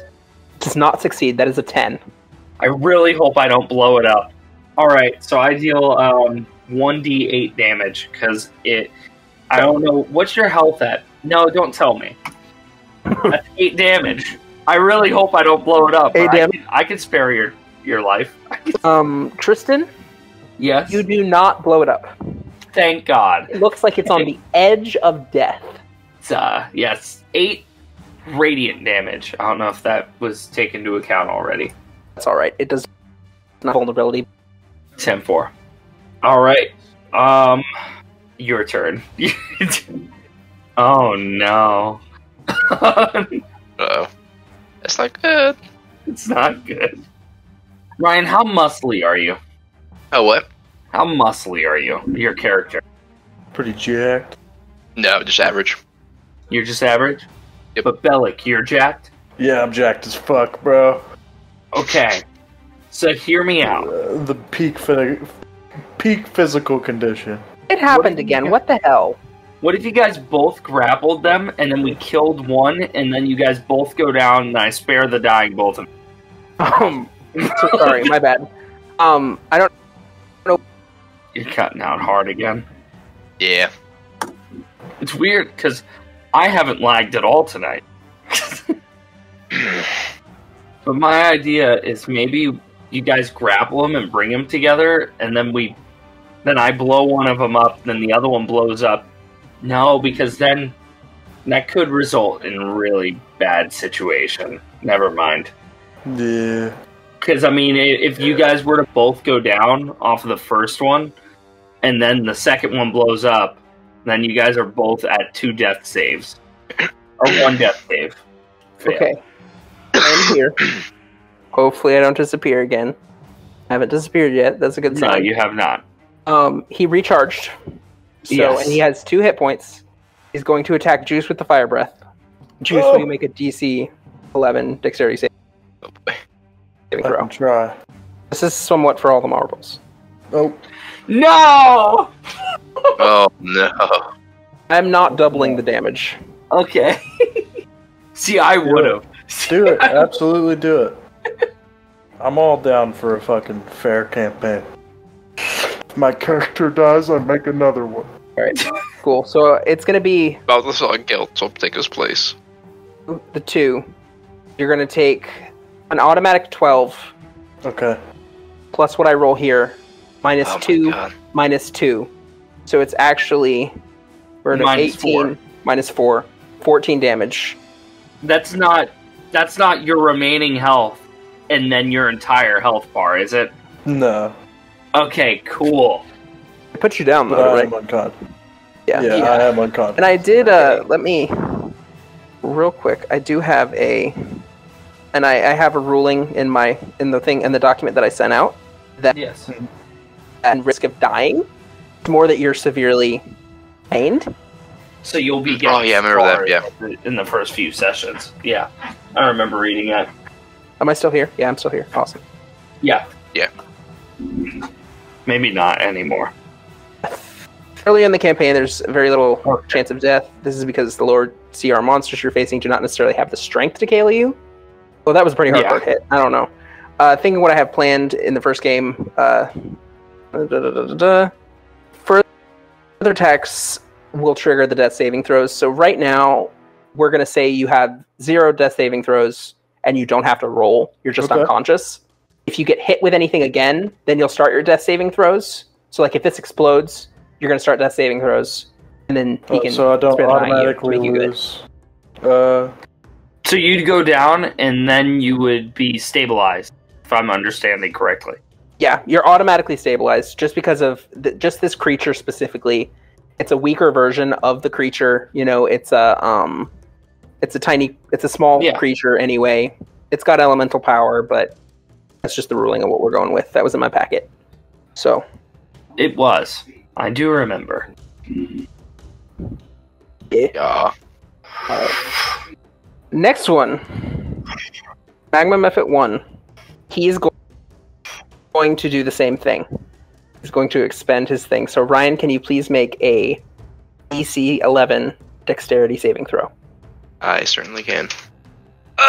8. Oh God! I hate the rolls. The rolls are bad. All right, this is to be fair, I've been rolling pretty well, but like this is. The rolls are really bad. This is -2, so 6 damage. Are you down? Okay. No, he's at 1 health point. No, I'm not down. Okay. He's at 1 hit point.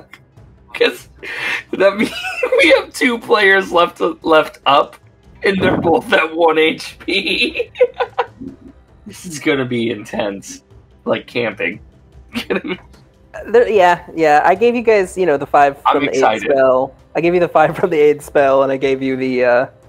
You guys kind of walloped those rust monsters, but all right. Anyway, no, dude, I'm genuine. Listen, I'm genuinely loving this.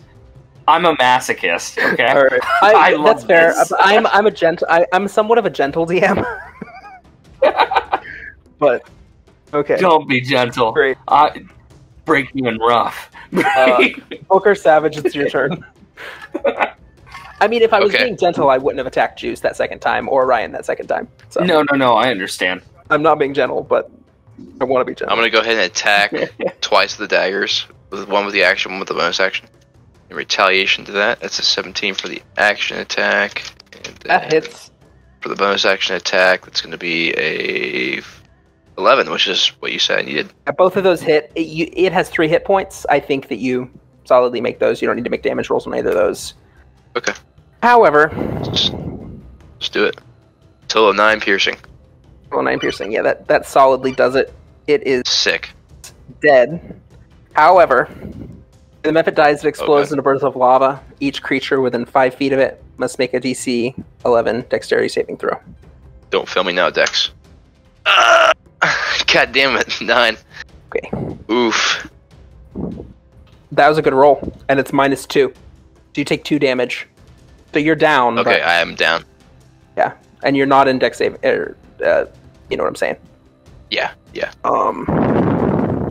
And that one is dead. So that's good. The little one's on you. All right. Alec, Ertant. Okay. Your boy's got 1 hit point left. This one over here, I've spoiled you. It has 2 hit points left. Just setting the stage. Bottom into the 9th. Bases are loaded. Cleric has 1 hit point left. And no spell slots.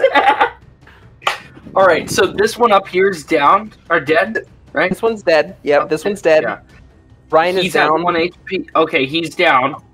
He's not making death saving throws. He's not making death saves. This one's stabilized. This one has 2 HP. Yep. Okay. If this one explodes next to him, he'll go into the death saving throws. But I can save him. Counteract, yes. Let me see. I mean, I have a crossbow, but I definitely shouldn't. I'm going to use Sacred Flame again. Targeting that magma one. Make a DC saving throw 13 or higher succeeds. Ability? What kind of saving throw? Dex 13 or higher. Bazinga. Bazinga. Alright, now I just have to do 2 damage on a D8. You can do it. Damn it! Oh no. Okay, I did 1 radiant damage. You need to run. I need to run! I'm going to, okay, have I gauged how fast they are? They are just as fast flying as you are running. 5, 10, 20, 25, 30. So I've got to go pretty fucking far. Okay. Are you down as well, Juice? Damn. It was nice knowing you, bro. 30. Yeah. So you guys are fine, especially if it runs away. The only worry that you guys have right now is if this one explodes next to you. And even, or if Tristan goes down. That's the only thing that goes is if Tristan goes down. 5, 10, 15, 20, 25. Can I get here with 30 or here with 30? You may be diagonal. Okay. It's just the wall, I wanted to make sure. You can go around the wall, yeah. Diagonal is diagonal. Alright. I don't think I have any bonus actions. I do not. I will end my turn there. Okay. Magma Method number 1. I'm sorry, Magma Method number 2. Will. Roll to see if he recharges. He does not recharge. Okay. Well, that's good. He will go 5, 10, 15, 20, 25, 30, 35, 40, 45, 50, 55, 60. All right. You better run. Listen, the thing is I have to take a risk right now. Because I can either get into a situation here that I will not win, or I can try and win this. But I have to risk it right now. Do it. I'm not taking the disengage action. 5. Okay. 10. It will 15. swipe. It will swipe at you with its claw. Okay. It is a +3 to hit. Is that right? Let me look at that. Yeah, a +3 to hit. Okay. Please. 17. We'll the dice decide. So if I roll 14 on the die, anything lower or higher, everyone dies. Yeah. Yes! Oof, wow. Oh my! What a save. My God. So I get You have no right idea. here, and I'm going to cast. Okay, wait. I was here, so 5, 10, 15. I'm going to cast. I still have 15 movement. I'm going to cast Radiant Flame once again. I don't know why I rolled. You have to roll. 13 is to succeed. No. Oh, Okay. We don't take damage, do So we? we got 5, 10, no. 15. So we're basically back where we were. Oh my God. Wait, I was 5, 10, 15. Okay. 20, 25, 30. I swear to God, I'm not leaving you behind, guys. All right, I end my turn. I'll just say if Hunter was here, this would be over and you guys would be alive. No. Yeah. I'm playing hardcore meta right now. Okay. So it is my turn again. I'm gonna eliminate the turn order because we're just alternating right now. God damn it. Oh. You better run, Turtle Man. You better run. I will not be made into stew. Man, I forgot how deadly level 1 fights are. It's been a while. Did we start level 2 for your campaign? No. Started all Yeah, it was level 1, wasn't it? Damn. There's almost TPK Yeah. in my first. That was the one I built that goblin map for. This is not me being nice. Yeah. Let me say what I'm gonna do. This is not me being nice. Okay. Is in the barn. Go 5, 10, 15, 20, 25, 30. He's going back for juice. He's going. Oh! Like, I know that that's not what you're doing. He's doing. Stay in place. He's gonna stay in place. And What then a it's his turn, 'cause bastard. he dashed to action. What a bastard. Okay. 5, 10, 15, 20, 25, 30. I can lean around this corner and radiant flame him, right? Or Yep. sacred flame him, right? Yep. Alright, give me a dex saving throw. 13 succeeds. Please. That goblin map you made, Juice, was pretty awesome. What? The map you made, like, physically. Oh, Sorry. yeah. A lot of effort. Do your thing. So he's So it's a 15. it's It's a 15. It's a 15. That motherfucker. Well, that's my movement. I end my turn there. Okay. It's his turn. Movement and This is your like action. checkers. Yeah, it's like checkers, but I have a nuke.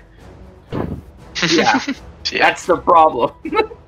It really comes down to if I can if I can get you to fail this saving throw at some point before I die. 20, 25, 30. And he's going to 5, 10, 15. He's going to launch his attack. He has one space. This is his territory. He wants to scare you the fuck away. He's going to use his breath attack. It will not reach you. He will make a charisma ability check for intimidation, which is plus 0. He rolls a 12. I roll an insight. Let's go ahead and do it that way. Yeah. All right, I'm afraid. You are afraid. So, do I have the frightened condition? We're gonna give you the frightened condition. All right. I gotta Google the frightened condition again just so I can understand the stupid battle of wits we got going on. If this character I may wanted call it to kill stupid, you, I really love it. yeah, if this character wanted to kill you, he would have been dead. But he's not. He's got a -2 intelligence. You know, it's mostly run on instinct. I cannot willingly move closer. Okay. It doesn't say anything about his saving. So, once again, Sacred Flame. All right, excellent. Give me the saving throw. That is the move. 13 succeeds. You bitch. Damn it. You bitch. Damn it. Okay. That sucks. We'll move away from the creature. I'm gonna go 5, 10, 15, 20, 25, 30. And he will end my turn. He will fly up to the second story. There's a window above this door. He will be in this spot. He'll be up against the window. So he's above you, and he recharges. Okay. He recharges. He will fire it again. Through the window? Okay. Yes, but you are just outside. This is another intimidation. I'll make the... I fail it again. I think I fucked up. The first one I rolled, thoroughly spooked. The first one I rolled is a 9. What is your insight? Oh, the 9? Oh, I saw the nat 20. No, it 3. didn't roll, so I rolled it 3 times. Yeah, so you actually passed that. Okay. Right. So let's just say YOLO, you're not frightened anymore. Alright. I'm going to throw another Sacred Flame at him. That's all I got. You can see him. I can't see him, right? You can, yes. Okay, then Sacred Flame. Give me the dex saving throw. Natural Thank 1. God. It dies. It's a lot of damage. It dies and it explodes in a burst of fire. The second story has a lot of hay on it, especially to this side, and the hay catches fire. There is a time countdown occurring at this moment. Ooh. Okay, so first turn. Is the door clear of fire? The door is currently clear of fire. All right. For about 5, about 1 turn. 10, 15, 20, 25, 30. No. Would I be able to move? Does this door swing all the way open? Yeah. Like, does it swing? Okay, so then I'll be able to move here, here, in that case. And then dash. 30? Yeah. Because I was here, I was moving in the way of, like, the door wouldn't be able to swing open, but... Yeah, I mean, the door's just there for flavor. Alright. So we got... That's 30, and I'm going to dash 5, 10, 15, 20, 25, 30. Ends my turn.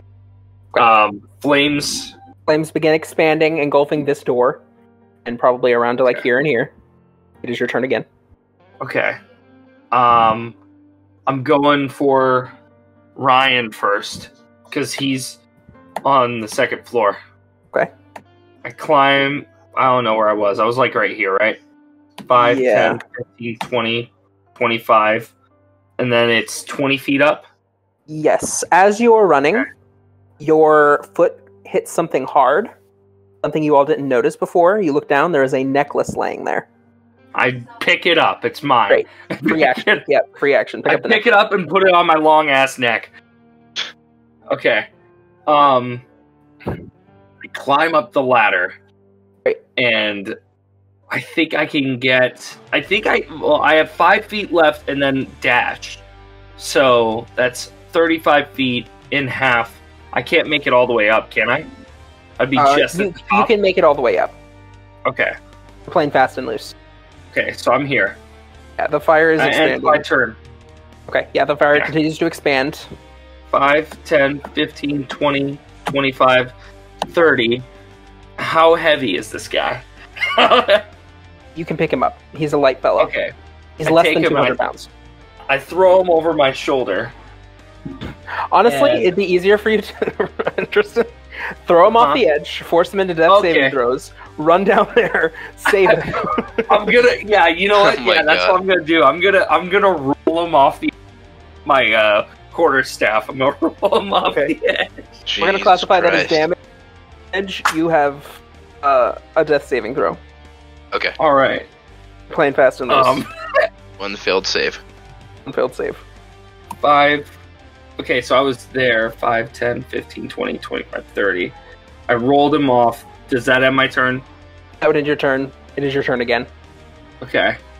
Actually, go ahead, 5, Ryan, make a 10, death saving throw. 20, 25, Okay. 30. Then I dash and go down the ladder. I get to the bottom of the ladder. Another fail. No. Fail. Alright. Oh, sorry. Let me move you over here. Oh, wait. No. Oh, no. Fell off the edge.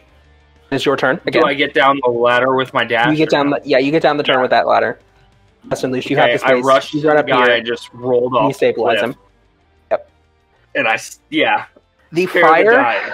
The fire expands. The silo is now entirely ablaze. From this direction, you hear the horses. 3 of them. Okay. People are more important, With though. these guys are stabilized. How heavy is Bellic? He's probably a little heavier. It's up to whatever Juice says, but regardless, you'd be able to pull him the same distance you could carry him. Yeah. If you wanted to just drag him, that would be fine. Could I feasibly throw what is his name? Booker over my shoulder and then grab him by his collar, like the collar of his armor? What does he wear? Oh no, he's a barbarian. Can I grab him by the shoulder and pull him out? Just really slowly. Yeah, you can drag him. Yeah, my voice connection went down to 1 bar, but I stayed on. Yeah, I saw that. All right, so in that case, I've got Booker on my shoulder, and I latch my arm into underneath Bellic's armpit, and I drag him out. And I drag both of them out. And how is the flames looking whenever I get them over by my chicken? The majority of the barn, probably up to about here, is in flames. The majority of the flames are coming out of the silo, which is filled with hay. The big concern right now is the horses, perhaps? Okay, so I take a quick glance around, and I take Booker's dagger. Okay. Right? Yeah, I'm taking Booker's dagger to cut the ropes that are fastening the horses. They are not roped in, they are just the Oh. gate. You can open the gate. Oh, okay, I wasn't certain. I figured they were roped in. All right, in that case, yes, I will Just open the gate, just yeah. leave the dagger and go over there and run over there and open the gate. Yeah, that takes your time. The barn is 5, sufficient. 10. The barn is sufficiently in flames. There's no going back in terms of the barn. The Volvern family stands and watches. Teresa Volvern, the wife of, Slate Whirls. I keep saying Volverns. Slate Whirls, the Slate Whirls. Teresa Slate Whirl runs over, dumps some water on both of your faces. You both are now conscious. We are out of combat. The barn burns, and Ertant has just returned. Horses are scattered. Some of the Slate Whirl's children, they sort of run over and get the horses under control. What on earth was that? Little Wolverine says. Fire demons! Oh, what happened?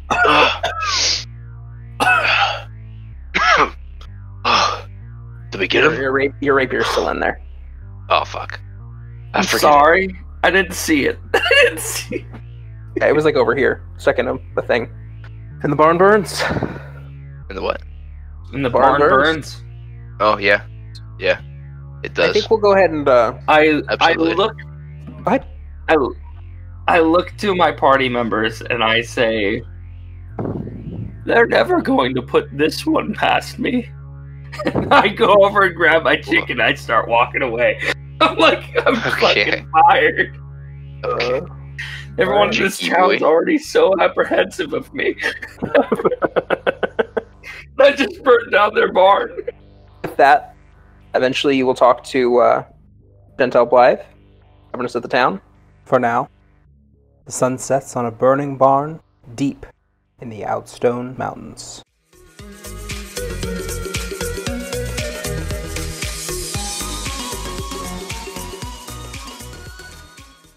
And that's a nat 1.